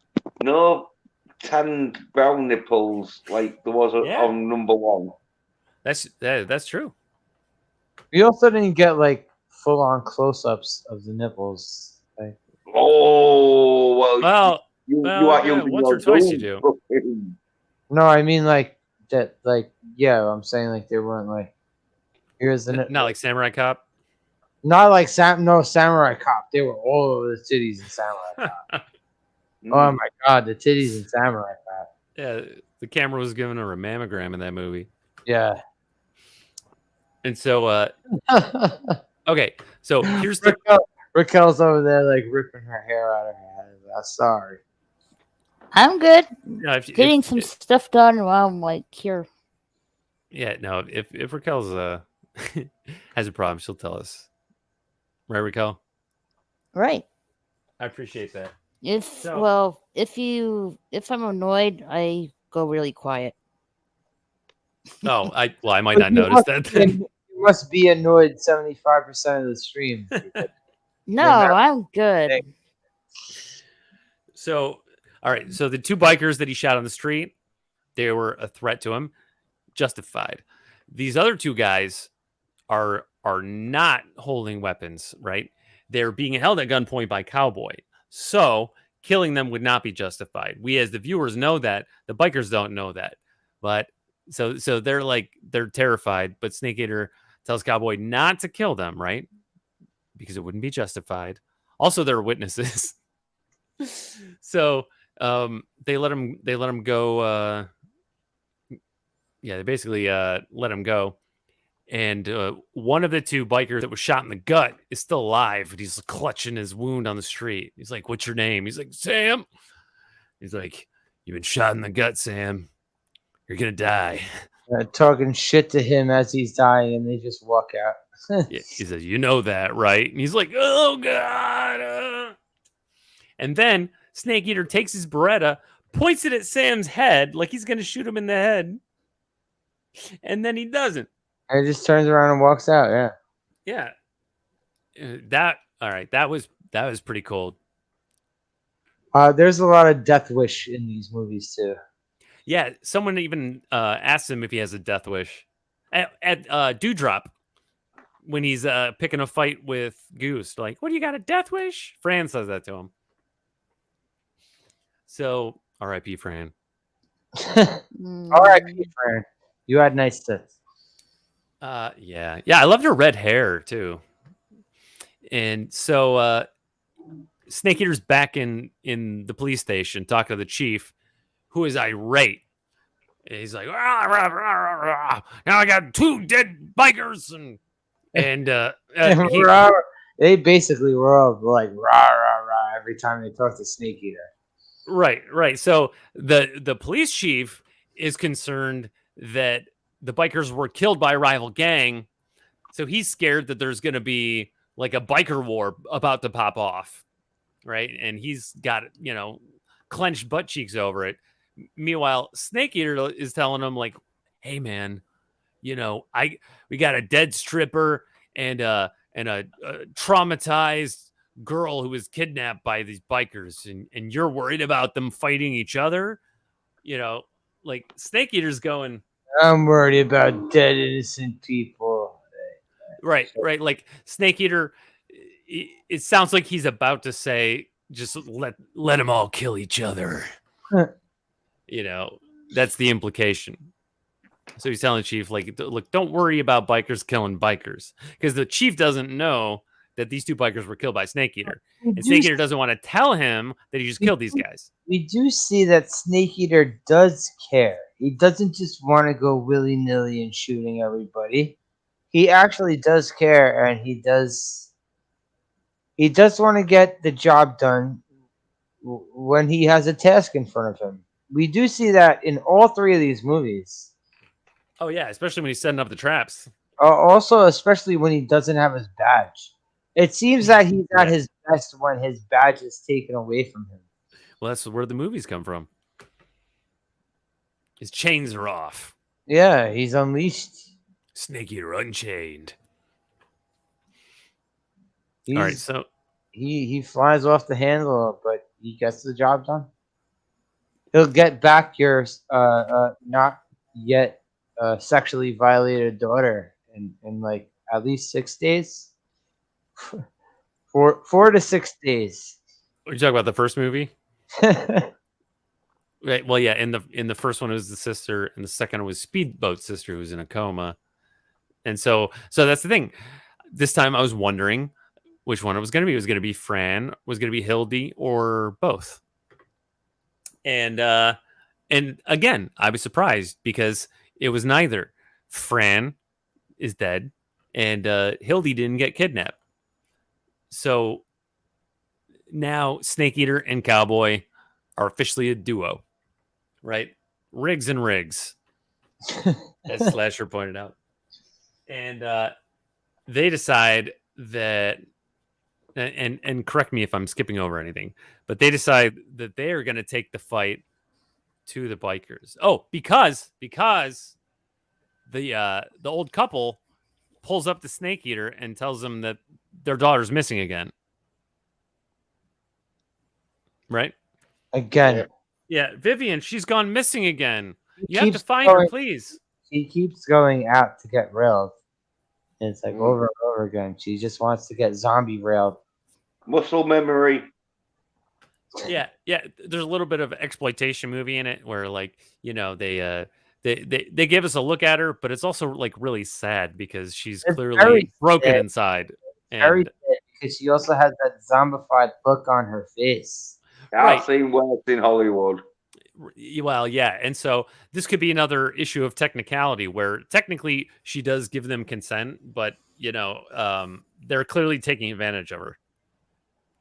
Yeah, you know, like no, like we wouldn't do that. Well, no, not if she was acting like that. No, okay, I mean, okay, Jen, speak for yourself, because yeah, no.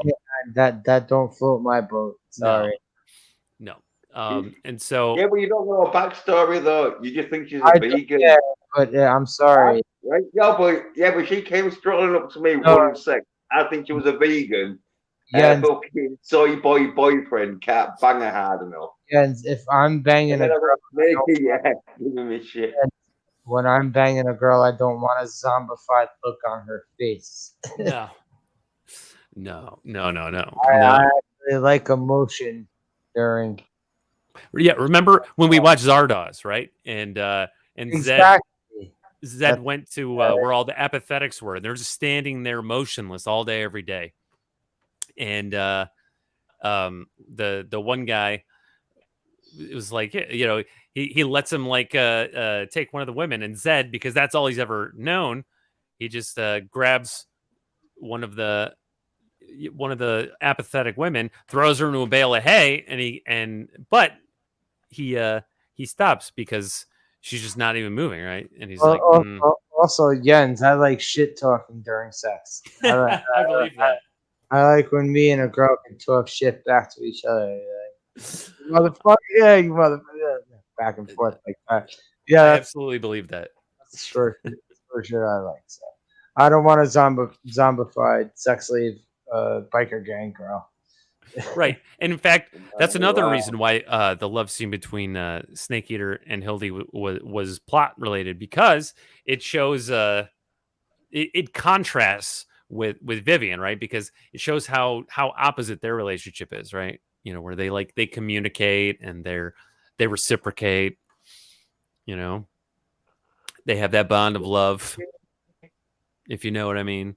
So yeah, I didn't even think about that at the time, but yeah, it stands in stark contrast to you know, her behavior. But she's broken inside, right? And that alone, I think just seeing her with the guy that looked like old Hulk Hogan, it really upset him and made him want to go after the bikers. Well, I think I'd put a smile on her face, but that's me personally. So yeah. Or hopefully you're the one who could do it. Yeah. Well, it's especially if you killed her attacker.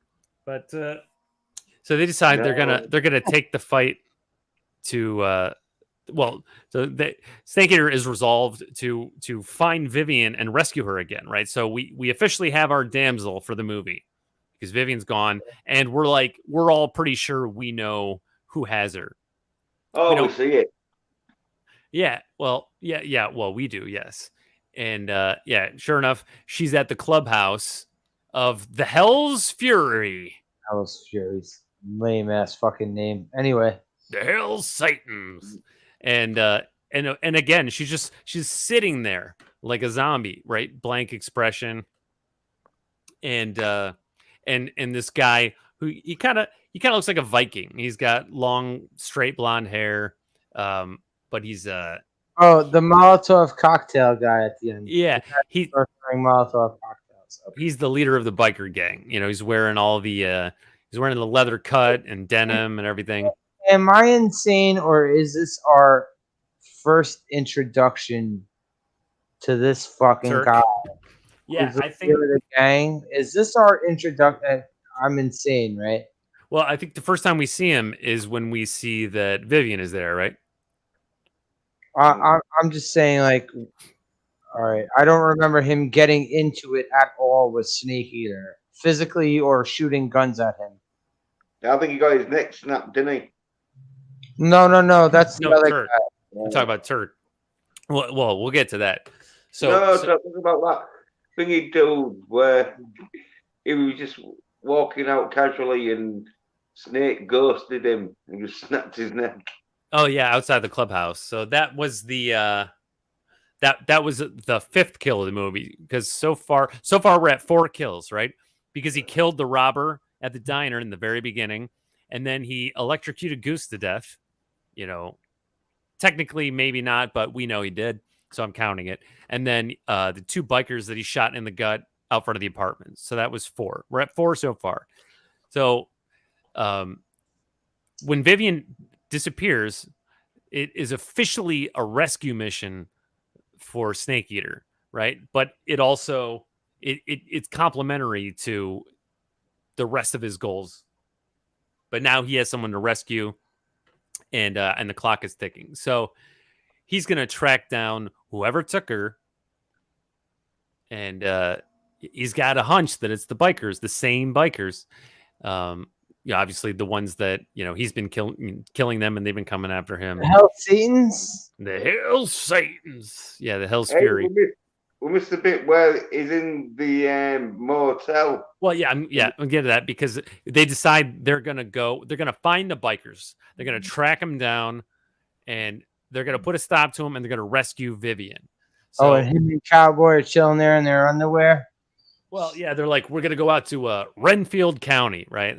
That's where the biker house, the clubhouse is, right? And so I remember that because Renfield is the weird guy in Dracula. But so they hit the road, and they head out to what looks like a small town that was established in the 1850s. Is what it looks like, like on the edge of whatever suburban sprawl of whatever major city you live in, right? Just before you get out to the country, there's like that small town that is like 150 years old, and there's like one movie theater and all mom and pop shops. Like, that's this town. And so they get there, and they go into a store. Theater from the Blob. Yes. Yeah. And they talk to this guy who's dressed not quite like Pee Wee Herman, but he's got a bow tie and suspenders. And they start asking him questions about the bikers, like, "Hey, where are they? Do you know who they are? Do you know where they are? Can you help us find them?" And this guy's like, "Oh yeah, of course. Those guys are a nuisance. Anything I can do to help you get rid of them." And they're like, "Thank you." So I just gotta say, sorry to cut you off, Darius. Speedboat should have been in this movie. That would have been cool. Speedboat definitely should have been in this movie. I understand King not being in this movie because King was killed in the first one. But Speedboat survived. Speedboat not only survived the second one, but helped him murder everyone in the cocaine gas chamber. That's true. He was an accomplice. But also, remember, at the end of the second movie, Speedboat gets committed to the same insane asylum. Yeah. Yep. I don't know, for a year or how long. I don't know how long, but he does get committed. So he basically takes Snake Eater's place. Which also means that now that's free reign for Speedboat to get in and out of the because they could just sneak out easily. Run, casually murder people, and then come back. Like, it's all good. Right. Well, and each of these movies has a major change of setting, right? The first one was down in the bayou in the swamp. Yeah, every single one of these movies did have a different feel to it, which I like. The second one was very big city, right? Yeah. It was urban with gangsters, Yeah. and then right, this one was like So country, but break it down. Part 1 was Swamp Gang. Part 2 was Drug Cartel. yeah, well, mafia essentially. And this one was Biker gang. Biker gang. Yeah, I guess like almost the same thing with like the human trafficking type shit. That yeah, I'm surprised that in the first one they didn't go into the human trafficking. That these Swamp Gang motherfuckers were. Well, yeah, that's basically girl for a jug of moonshine, like that sort of shit. Yeah, well, they aside from their other degenerate qualities, the Swamp Gang was the hillbilly boat pirates, as Jens called them. They were their main crimes were like murder, arson, and kidnapping. And if Snake Eater hadn't showed up, there would have been some dolphin love. Constantly holding rape threats over people's heads, right, for about 45 minutes of the movie. Right. And so they weren't actually organized, right? They were a family, but they didn't have like an organized crime operation. Whereas hang out with the family, hang it out, hang it out, hang it out with my family, right? And in part 2, we get like the peak of organized crime, right? Because we get mob families in the big city, gangsters that are selling drugs, in their pinstripe suits in their Italian restaurants. So it was sort of the exact opposite. In this one did kind of like split the difference between the two movies, and it brought back everything that we liked, and it kind of went back to closer to the original formula, where you have it's a more rural setting, and but they're like instead of Cajuns, there are like cowboys at the Roadhouse. I'll say it looked the best. It was the cinematography was top notch compared to the first two. Yeah. So the bow tie guy says he can help them, and they get a motel for the night. And while they're there, they can hear the couple in the next room like screaming and banging, and you just it's really loud. They're like, oh my god! They pound on the wall like, shut up, which lets us know that now I thought there was going to be some kind of crime going on over there. It's actually just to let us know that the walls are paper thin. And then raid time. Right. So somehow the bikers find them in the motel. Somebody must have tipped them off. Ran down their hotel room. No, I think they just got bikers following them. Well, we find out who tipped them off after the scene. So this becomes like a castle defense scene because the bikers attack them in their room, and they have to defend. So they're throwing Molotov cocktails in the window and firing machine guns. They're basically doing the same goddamn thing they did in Snake Eater 1 to the fucking outhouse where he hid behind the fucking wheelbarrow. Yeah, actually, yeah. It's the same shit, but him and another guy now. Except there's no wheelbarrow to hide behind. Anyway. Well, you make a good point because in the first movie, he hides in the shack and defends from all of the swamp family attacking him. And then in the second one, he does a raid. He does a raid on the mansion, right? And so where he and Speedboat sneak into the mansion. So basically, they do the assault on the mansion. And this movie had both. Yeah, so the motel was like the shack. It seems that one of the superpowers is not to get hit by bullets. Yeah, well, yeah. How many times? I think maybe he didn't get hit by a bullet at all in this movie, but I think in the first two he got hit by a couple. Yeah, he got shot right in the side in the first one.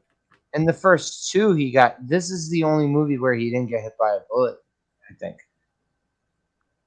Right, because Cowboy gets shot in the leg twice in this one. Yeah. So, but yeah, no. So this movie actually has both. The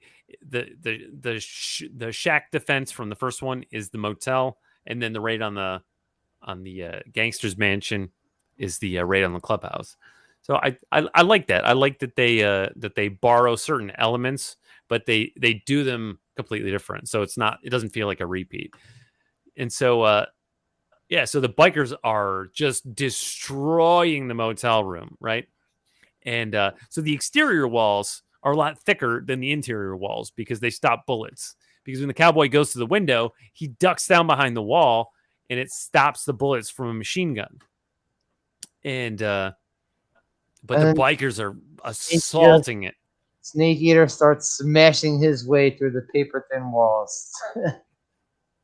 Yeah, they get the brilliant idea. Hey, these walls are paper thin, so they know they're like where their room is totally surrounded, and there's no way they can get out. But they decide to just go through the wall. So they grab like the bed, chairs, and stuff, and they just smash a hole through the wall into the next room. I think that's when he gets because Cowboy's in his underwear this whole time.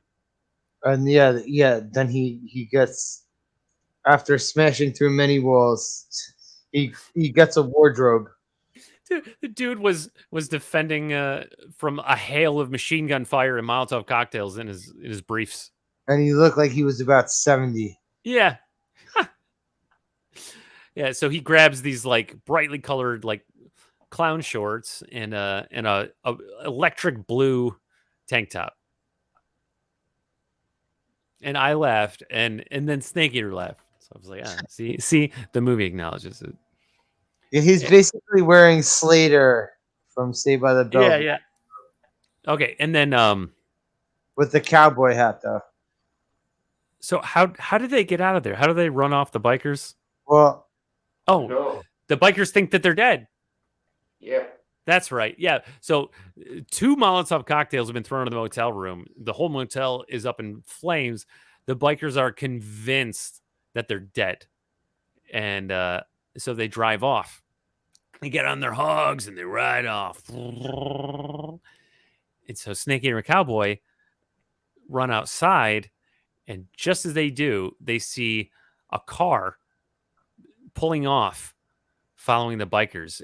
And driving the car, who is it?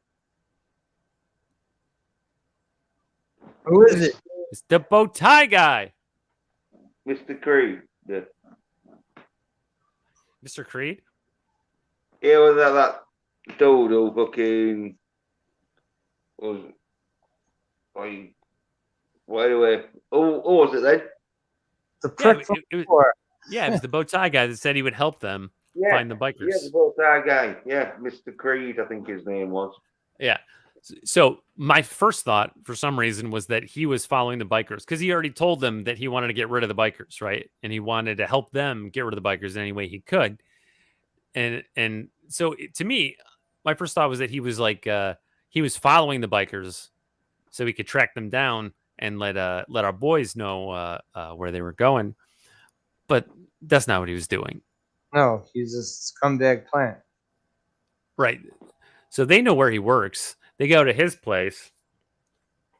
And what happens next, Raquel? Yeah, you think Raquel's going to... I don't know. Raquel. It was.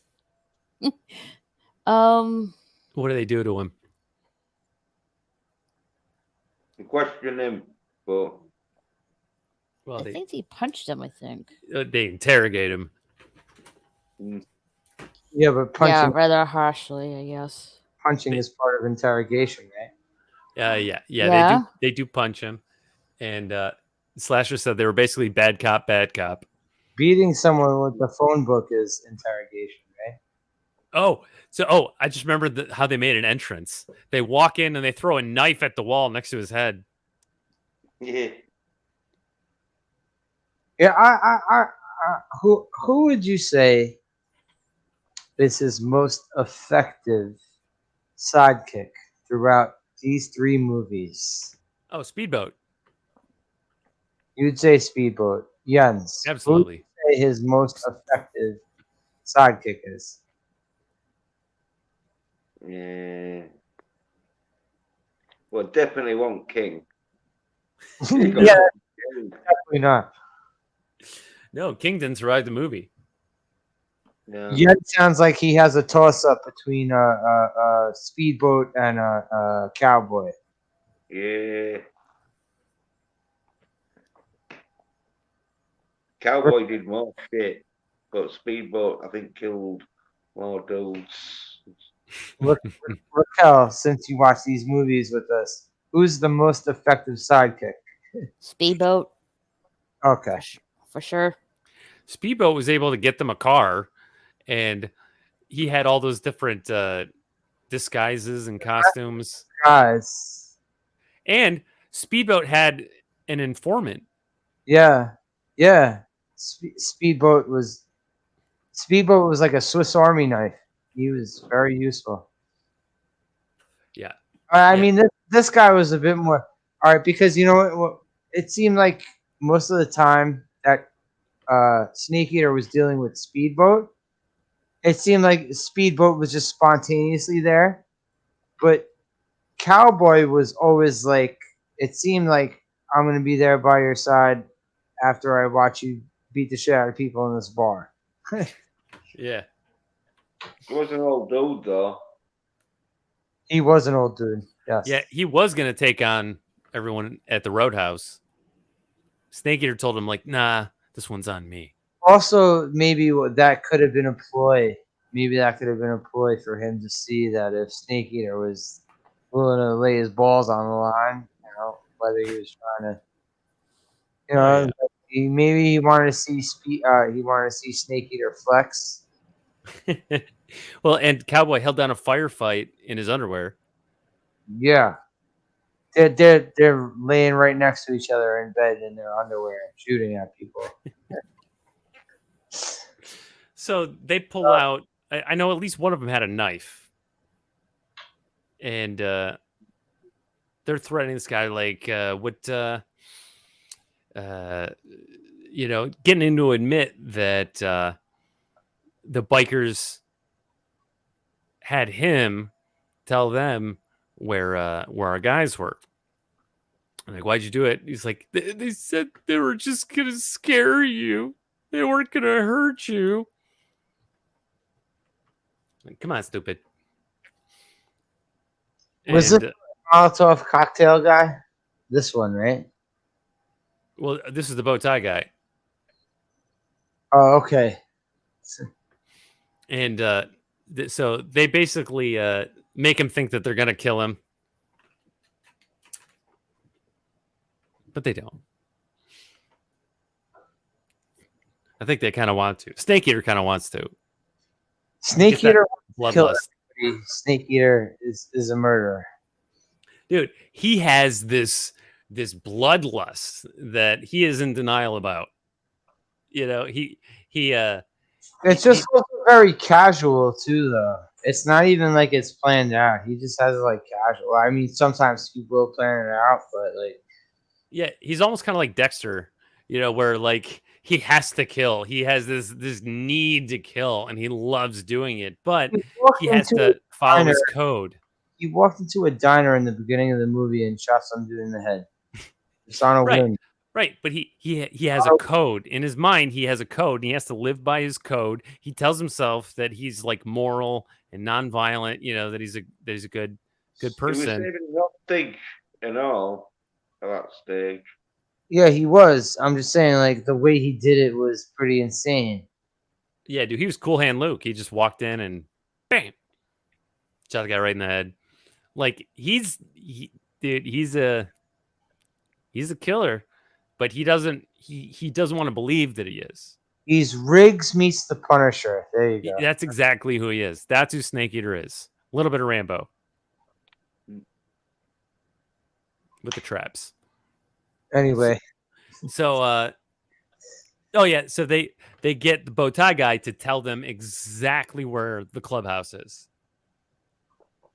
and so now we know and they know it's on. The clubhouse, which looks like a shack, but for some reason they're trying to make us think it's like fucking supremely armored. Yeah, this is the mansion raid from the last movie. You know, is the clubhouse raid in this one? So they drive up to it in the truck and they scope it out first. You know, got to get the lay of the land, formulate some kind of attack plan. Yeah, how much of a plan do they really come up with? Not really. No, I think that was much of a plan, really. Yeah, it's like I'm gonna come running up to the shack with this bulldozer. That was the plan. Yeah. Well, before the bulldozer, they sneak around where the bikes are parked, and this guy. Yeah, right. Oh shit! How could I forget the bike trap? Oh, he does set up those nice grenade traps with the bike. Yeah. Well, this guy with a headband and like a tank top. It's like a white muscle shirt, really, and it has that Japanese logo on it with the red sun and all the red rays coming out. And he's got like a denim jacket over it. This guy comes walking out the front door, and just as he passes the corner of the building, fucks that dude's shit up. What happens to him?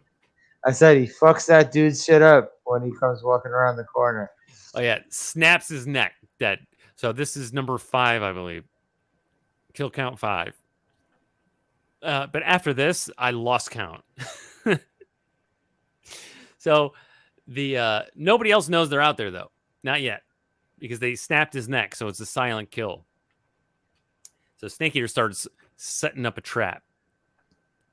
He puts grenades on all of the bikes, and then he attaches the pins to a string. He does some nice traps to those motorcycles.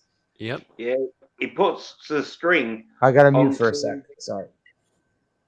He puts the string onto the engine's fan, so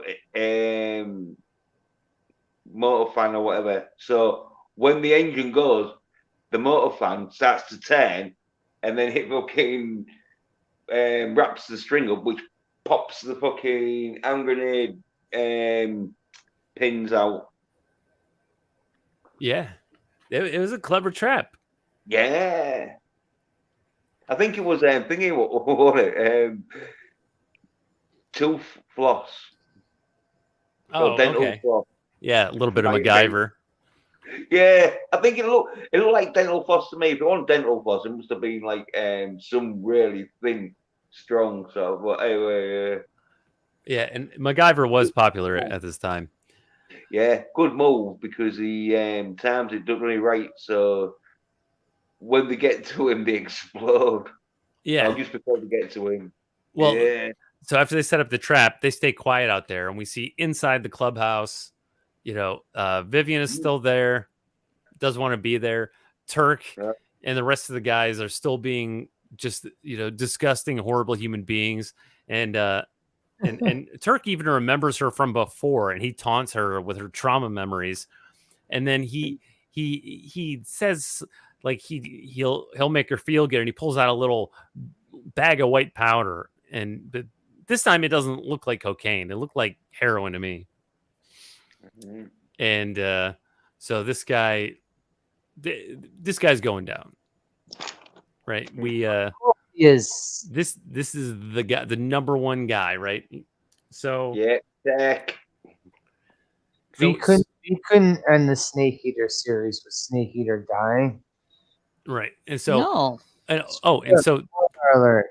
So the shot from inside the clubhouse, it establishes the geography of the scene that we're about to get, right? So we kind of know where everything is. We see that for some reason there's boxes of explosives stacked up in the clubhouse. There's like a refrigerator. We see where the couch is, where all the sleazy bikers are, and we also know that Vivian is in there. So then I think they throw a Molotov cocktail in the window. Drive through, don't they? In truck thing with a fucking snowplow. Was that the first thing they do before they get the bikers to chase them? No, they get the bikes to chase them. Yeah, And how do then they the get the bikes bikes to chase them? Because the first guy they killed by snapping his neck, then they set up the traps. Yeah, and then the just sort of like show themselves, and then the bikers come towards them. Oh, okay, they just show themselves. Gotcha. Yeah, the pins go, they explode and that, and then everyone sort of like stays in the hut, and then they get some kind of fucking truck with a like fucking snowplow fucking. Yeah, it would look like a bulldozer. They're shaped like a cattle catcher. The front of it was shaped very weird. Yeah, it was shaped like an arrowhead. Snowplow sort of thing. It wasn't like a normal bulldozer, the way it was shaped, right? Yeah. I couldn't remember how they got the bikers to come out of the clubhouse and chase them, but yeah, it says they just appeared, and the guys that were up there they could see them, right? So they're like, hey, oh yeah, and then they saw that the headband guy was dead. They came out front, and then they saw that one of their members was dead. Then they hopped on the bikes and they rode out, chasing after him. And then Snake Eater like ducked into a hill, and then the bikes blew up. So that was cool. And then so all the bikers are getting ready. They're arming up. They've got Uzis, and they've got actually I looked up all their guns. A lot of fucking guns in this movie. Lot of guns, right? Snake Eater has his Beretta. Was it 90? 92. Was there that many? There really wasn't that many guns in the very first one, right? No. A man gets killed by a man in a bear suit in the first movie. That's pretty much the most extreme death of it, right? Well, a few rifles, didn't they?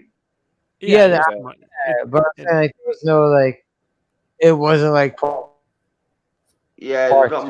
two. Part two was insane. Oh yeah, I'd say part two. Yeah, well, part two owned everything with the gun violence. Yeah, and the gas chamber, and so and also the first one had the two most unorthodox kills in the first one are the bear attack, and then the head getting crushed by the tractor wheel. Oh, what about the head stuck in the pot of boiling water? What about that one? Oh well, that wasn't a death though, right? We didn't see it though, but it happened. Yeah, okay. Oh, some of these bikers have they got Uzi, they got a Cobra M11-9, and there was a gun that I also thought was like a Mac 10. If you guys have seen Jackie Brown, there's like a shot of the videotape with one of those, and then like a Tech 9, but those weren't in this. But they had a wide array of machine guns. So they look out and they don't see them. They're like, where are they? They're ready, right? Turk is getting ready. He's like, what? Take him out.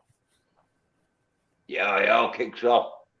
I think is there a roundhouse goes down? Is there a roundhouse? Is the question, is there a roundhouse?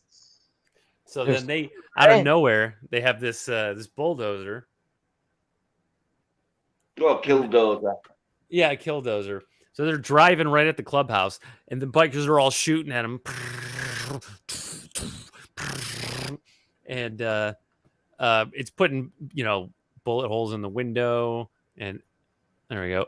And so you see the windshield quickly fills up with bullet holes as they're further away. Immediately, you also see as soon as the windshield hits, like the bullets hit the windshield, he kicks it out. Yeah, he kicks it out. Kicks the whole windshield out. So now they're totally exposed, both of them, with this wide open front window, and they're getting closer, so they're an easier target to hit. But as soon as the window comes out, the bikers just can't hit them. He also doesn't want glass in his mullet, so I could understand. Right.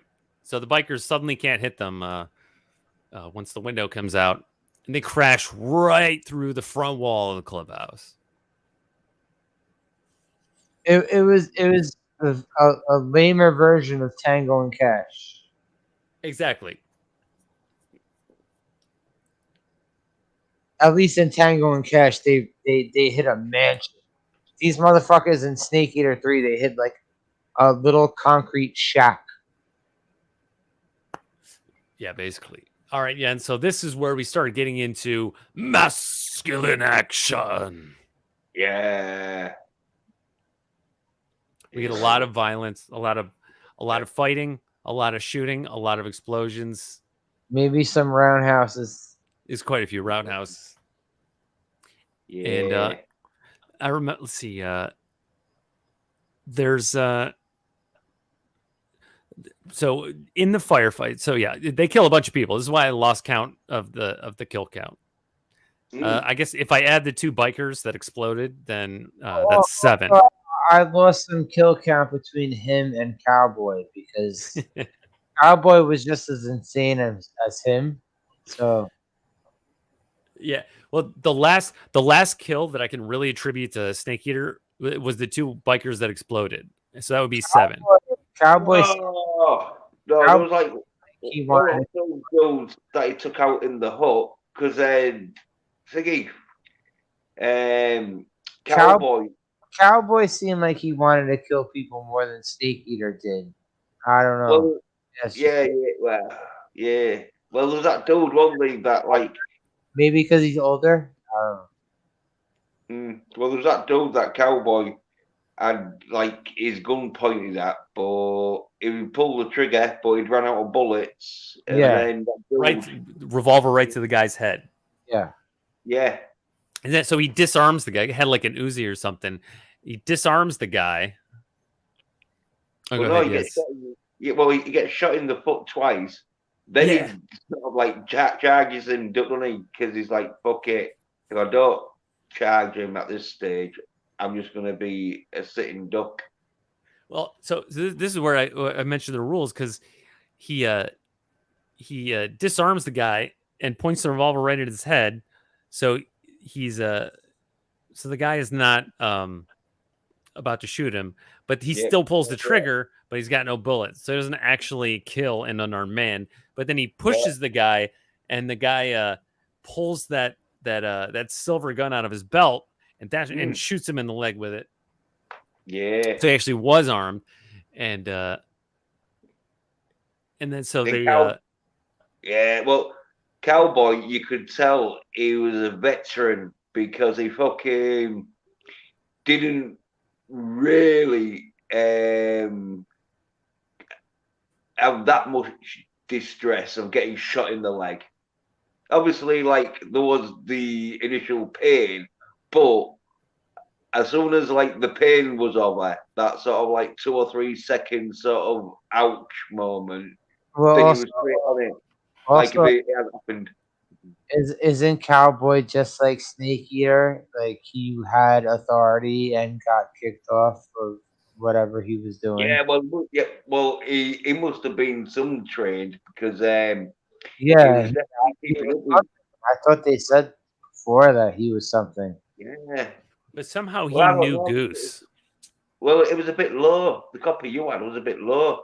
Well, he knew Goose probably because of his authority, because he probably had to deal with that stupid ass biker gang. Then why are they hanging out having beers? That's a good point.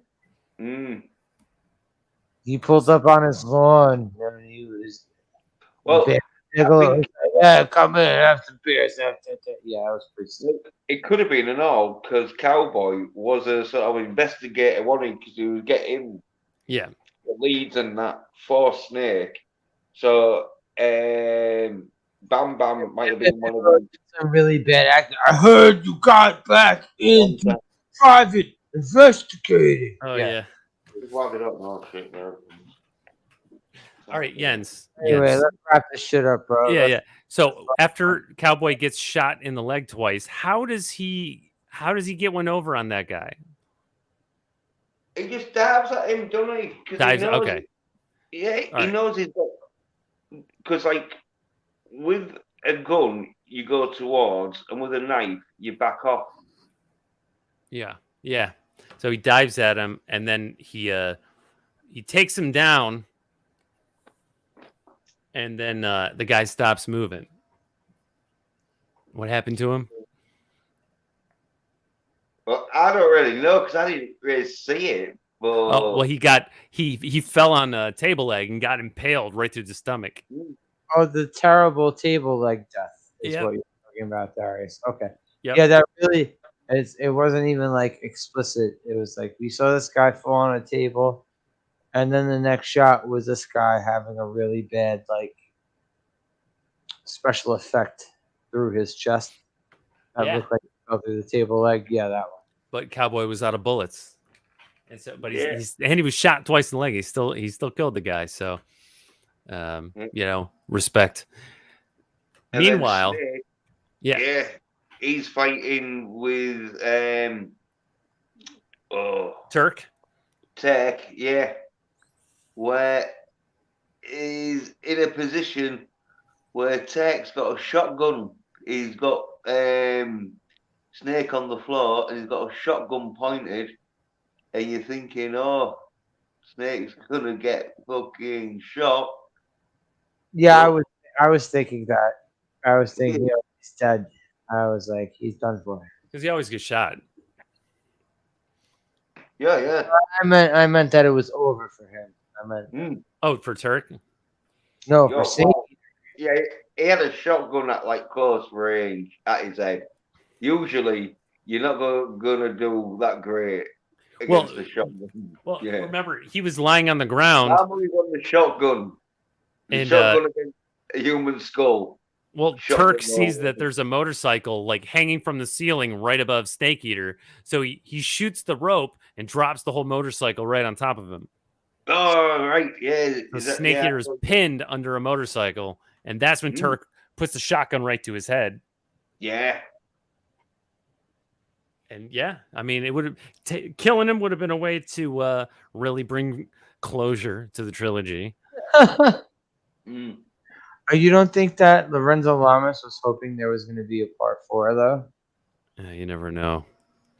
Oh, yeah. But Raquel, what happens when Turk has the gun pointed at Snake Eater's head? Snake Eater's pinned to the ground of the motorcycle.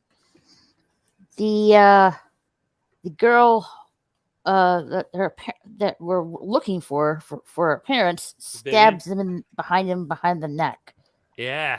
You just see right when you think he's going to pull the trigger, suddenly he stops moving, starts foaming at the mouth. What did she stab him with, though? I'm still wondering what was it. Looked like an ice pick. At first I thought it was a heroin needle, but you could see. Or a broken off piece of the chair that the other guy fell with. Well, the Vikings gang sort of fucking, there's going to be knives and ice picks around. That didn't look like no knife. Well, I think it was badly fucking. A lot of. Yeah. So Vivian found the strength within herself to kill her attacker, and get closure on her own trauma, and she saves Snake Eater in the process. She kills the leader of the gang, and that takes out the last of the biker gang. And she saves herself from her zombie sex slave trance, too. Yeah. We see that she actually saved herself. Right, because in not so much in the first one, but in the second one, the main villain and all of his associates, they're locked in the panic room. Associate. And I don't know if that guy is intelligent enough to call people involved with him associates. Right. Well, in that one, Snake Eater and Speedboat. I'd say gang of morons. That's what I would say.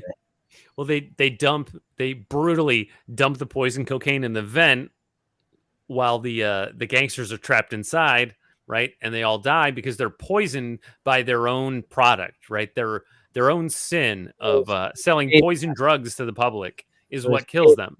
Payback. That's right. what it is. Yes. Payback for what you get, for what you put out. Yeah. And it's poetic justice. So and in number 1, there's unmanned tractor that fucking goes over. The tractor over the head at the end of the first one. Yeah. and that just goes to show what happens when you don't take health and safety regulations seriously. Yeah, I'm sure. I'm sure they had a lot of health inspectors coming by the Yeah. swamp in part one. Yep. And so in this one, the villain is taken out by his own victim, who is overcoming her own victimhood by killing him. Mm. Poetic justice. And then it didn't end with a sex scene, right? What did it end with? No. No. Oh, go ahead, Jens.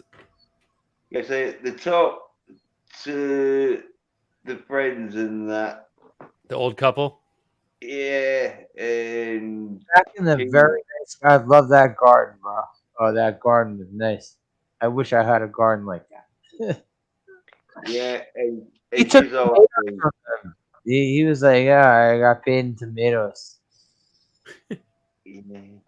Oh yeah, because she asked him. Well, how they got much? the daughter back, didn't they? Because the daughter was like Yeah, perfectly. that's when she came up to him, not pulling out her choach. Yes, Smiling. Yeah. And she Yeah. spoke. That's the first time she speaks in the whole movie. Yeah. Oh no, she spoke to him in the moving truck. She was like, "You don't want to fuck me," or whatever. Oh yeah. Oh, I guess I blocked that out of my memory. Yeah, she did She's like, say "Don't you that. want to fuck me?" And he's like, "No, Yeah, she was, no, I'm gonna take you home." when Discount Hulk Hogan was banging her in the back of the truck. Yeah. Yeah, yeah. See, Even that's my though trauma she memory went- now. She went willingly. Yeah, he was pleading his case. He really was. He was like,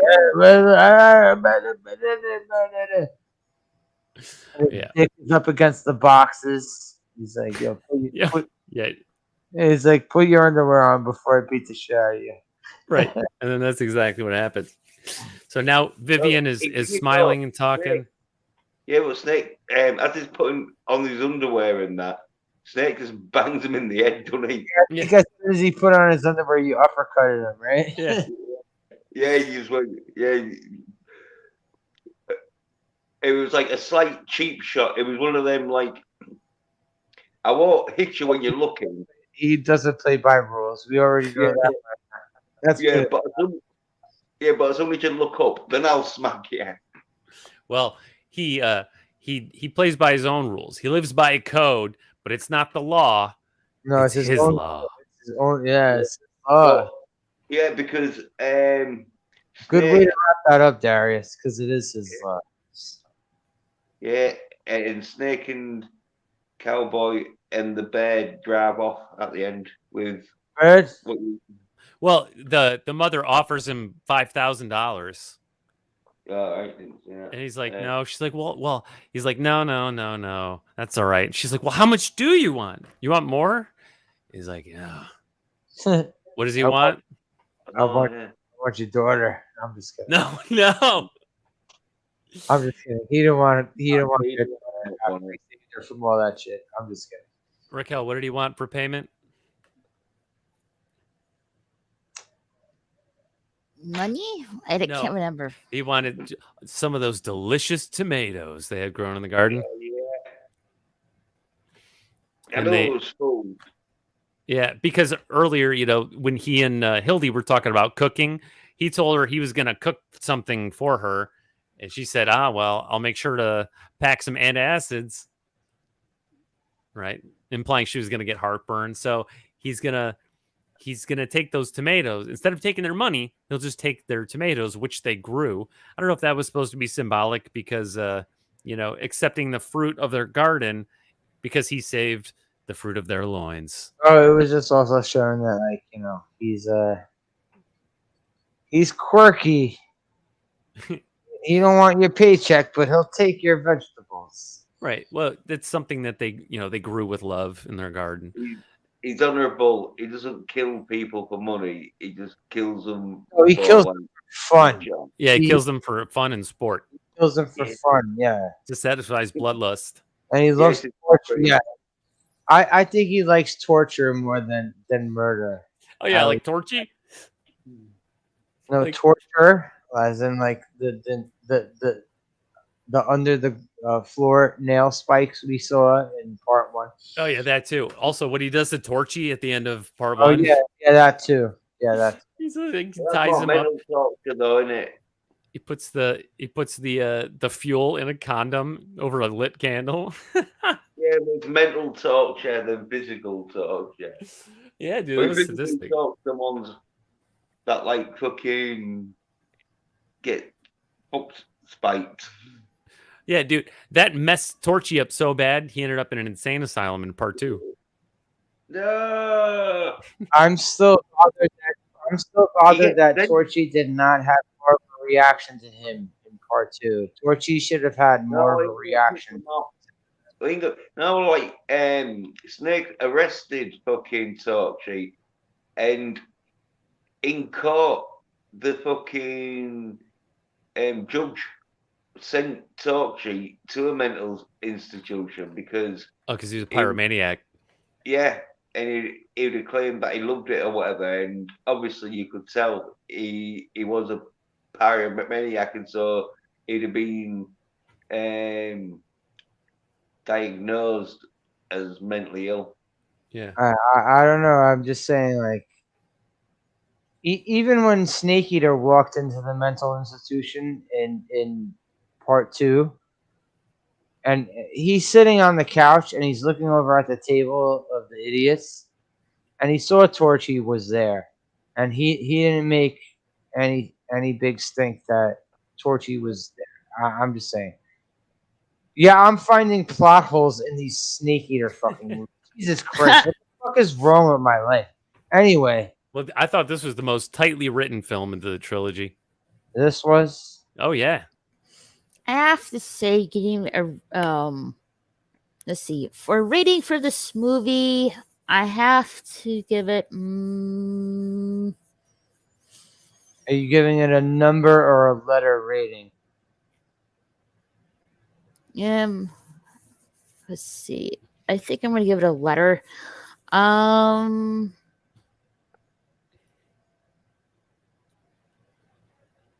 Wow. You have to think about this. Yeah, I have to think about it. Amazing. A C, I think. It took you that long to come up with a C. Okay. Jesus. Right. Whether anyone wants to give thumbs up, thumbs down, 4 out of 10, A, B, I'll C. give it 7.5 because 7.5. ticks, so it gets half a point better than the other two, even though it was about the same as the other two, but it had loads of tits in. So I'll give it that extra half a point for having loads of tits in. This was the most tit heavy of the Snake Eater movie. Yeah. And so for that, it deserves that extra half a point. Even though if the other two had as much tit in that, they'd have got a 7.5. But all right, Darius. I think I gave the first one a 5, and I gave the second one like a 6 or a 7. I give this one a 7. I don't know, maybe I don't like to do half points because I almost want to give it an 8. I did like it better than part 2, although you would say this one was better than the first two. Well, part 2 and part 3 are both better than part 1. Are you going on the titty scale that Jens is going on? Well, I mean, the titties do help. Give it an 8 because if it got a 7, this could get an 8 just on the titty factor. As I say, the film itself, but the film itself was practically a 7, but because it had loads of tits in it, maybe it deserves that extra point, titty point.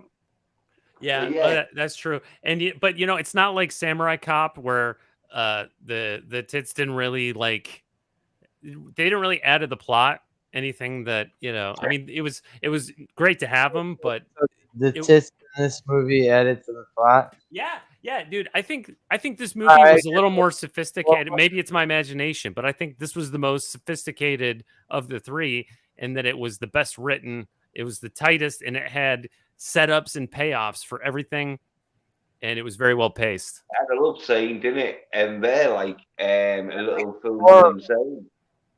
It had like 4 love scenes. It did, but what's funny is, you know, we laughed about how long that early love scene with him and Hildy was, right? There's like 3 different parts to it, and they just keep changing positions, right? And it was kind of funny because it was so long. But then I was making jokes, but then I thought about it, and I'm like, you know, it's kind of true though. Like, it does actually establish their the nature of their relationship. It shows that Snake Eater, he's grown in a way. He's finally found a real relationship that he never had before. And it shows the dynamic between the two of them. And so I just said it as a joke, but I think it's actually true. Like, it kind of does. And he's going in there for some action. All right, because we see that he lets her be on top, right? So he doesn't try to be controlling all the time. He Darius. What? All right. Overall, let's on top. Overall, Jen's not about it. Darius. Well, I love her on top, but just the way you went, it's so sensitive. I didn't mean like sensitive. I just meant like that they are basically like equal partners, because he has someone that is like, it shows you how much he cares about her, because he considers her like an equal in the relationship. He might have been tired and just wanted to have a rest. Well, yeah, we all know about that. But I'm gonna wrap this up. Yeah. So this is the first series of movies that I did here on Viewer Advisory, and this was Darius's pick. Yeah. Nice choice, Darius. Oh, thank you. Overall, what did everyone think of this movie series, Darius? I actually really enjoyed it, even though I didn't give all of them a really high grade. These were some of the highest grades of all of the movies we've watched while doing the series, Viewer Advisory. And they did get better. You know, each one was better than the last. There was a consistent character. There was consistent themes, and they did kind of, I don't want to say reuse. They did kind of like reuse a lot of elements of like the plot structure and the pacing, but it was more of a, like, it was like a template. They kind of followed a template, but they also innovated each time, because they were all completely different in terms of setting and the secondary characters. They all had a different like theme and feeling to them. And they kept me guessing. A lot of times when I thought I knew what was definitely going to happen, something else happened. So, yeah, I mean, these were actually surprisingly good movies. And add good action, guns and tits. Yeah. Roadhouse. Yeah. Your review on the whole series, 1, 2, 3. Like, good series? Would you recommend someone? Would you recommend tits and action and some roundhouses? So yeah. Obviously, it lacked a bit of the budget. Yeah. You can see some bits in it where it's like a bit, looks a bit bad. But the action itself, though, is pretty good in that. Some good masculine action, I say, a roundhouse. Masculine action? Yeah. A lot. You set me up for that. I'm sorry. You set me. Electrocuting someone when they're having a piss, though, in that masculine. But he did shoot one of his friends through the door. And I think that was his girlfriend's door and all, because he put a big fuck off hole in it. Yeah. And so, he was probably pissed off, wasn't he? Oh. Well, and she was under his protection, so it was personal. Yeah, and his girlfriend now has to fucking sleep with a door with a hole in it. Well, they probably boarded it up, but still, until they get the door repaired. So he was proper pissed. And he never got that menage. No, Yeah, he didn't. Well, I wasn't expecting that anyway, because his girlfriend was very upset when he brought her by there. Anyway. yeah, but that's how they are going to act out. That's obviously what persuasion's all about. Raquel. But we didn't get, fucking Bam Bam fucked that up, didn't he? We didn't get to see it. Damon Bigelow was a fucking moron in that movie. I'm sorry. I love the guy as a wrestler, but that guy was a moron in that movie. Well, his acting wasn't that great when it came He's to also a moron. I think it's a Major Pain. Yeah, you know the movie, the fucking Yeah. Damon Wayans. Yeah. Oh yeah. Damon Bigelow was a moron in that movie too. Well, as I say, R.I.P. Bam Bigelow. I love you, guy. his acting verbally wasn't great. It wasn't too bad. No, that doesn't work for you. But his physical acting was pretty good. If it had, He is a wrestler. no, if it had played a part where it had been like a mute or something, or he just had to like scream some things. Like, Well, I'm saying that like if you're a wrestler and you're in a movie and you're just doing like regular fighting and not pretending to fall off a cliff, you better do your own fighting stunts because you're a fucking stunt man as a pro wrestler. no, but he did do his own stunt when he got shot. Yeah, in I'm the foot. saying, yeah, it's good. Yeah. I'm saying. I thought all three movies were, pretty action packed. Yeah, I would definitely watch them again. And none of the words you were asking about happened. They were just threats in the movie. That's good. Mm-hmm. No dolphin love. I keep fucking saying dolphin love. Jesus fucking Christ. Darius was just happy that the bikers weren't related. Yeah. Carl. They call me nobody. Brian. Oh, Darius. Darius is here already.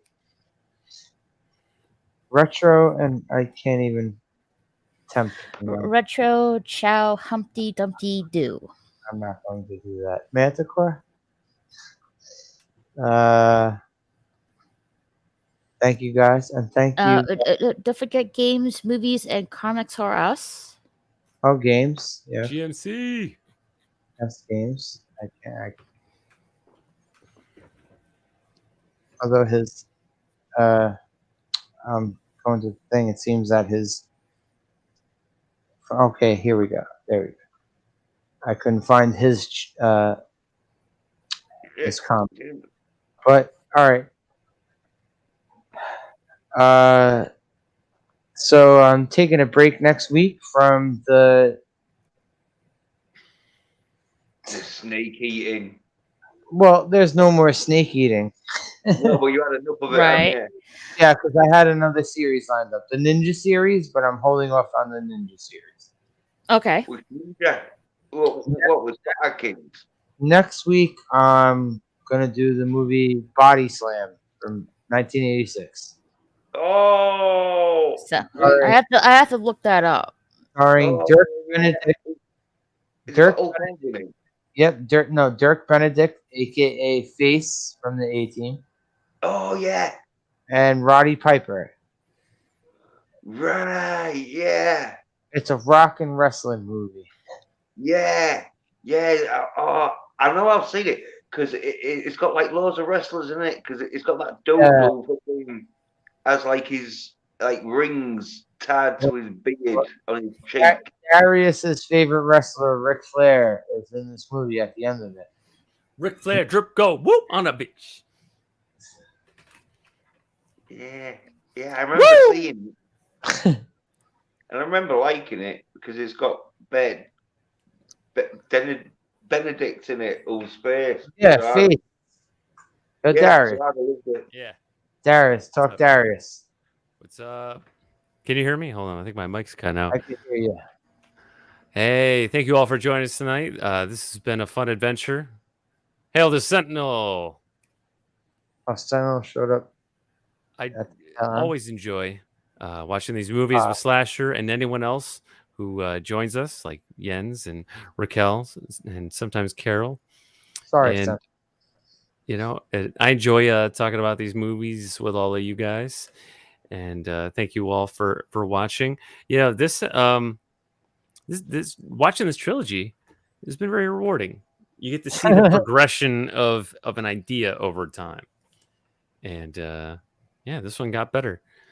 We'll be doing another movie next week, and you can catch me on Monday afternoon with that 70s rock fan for It's Only Talk and Roll. And of course, I assist Cardinal Sin on his shows on the Cardinal Sin channel. His shows Into the Fringe, Masters of the Genre, etc. And once in a while, you can catch me somewhere else. I'm still working on you know, the plan to return, reformatted, retooled. The big return. Can't wait for it. Mhm. Yeah, I will see you all soon. Mm-hmm. Thank you. Yeah. Thank you for being here.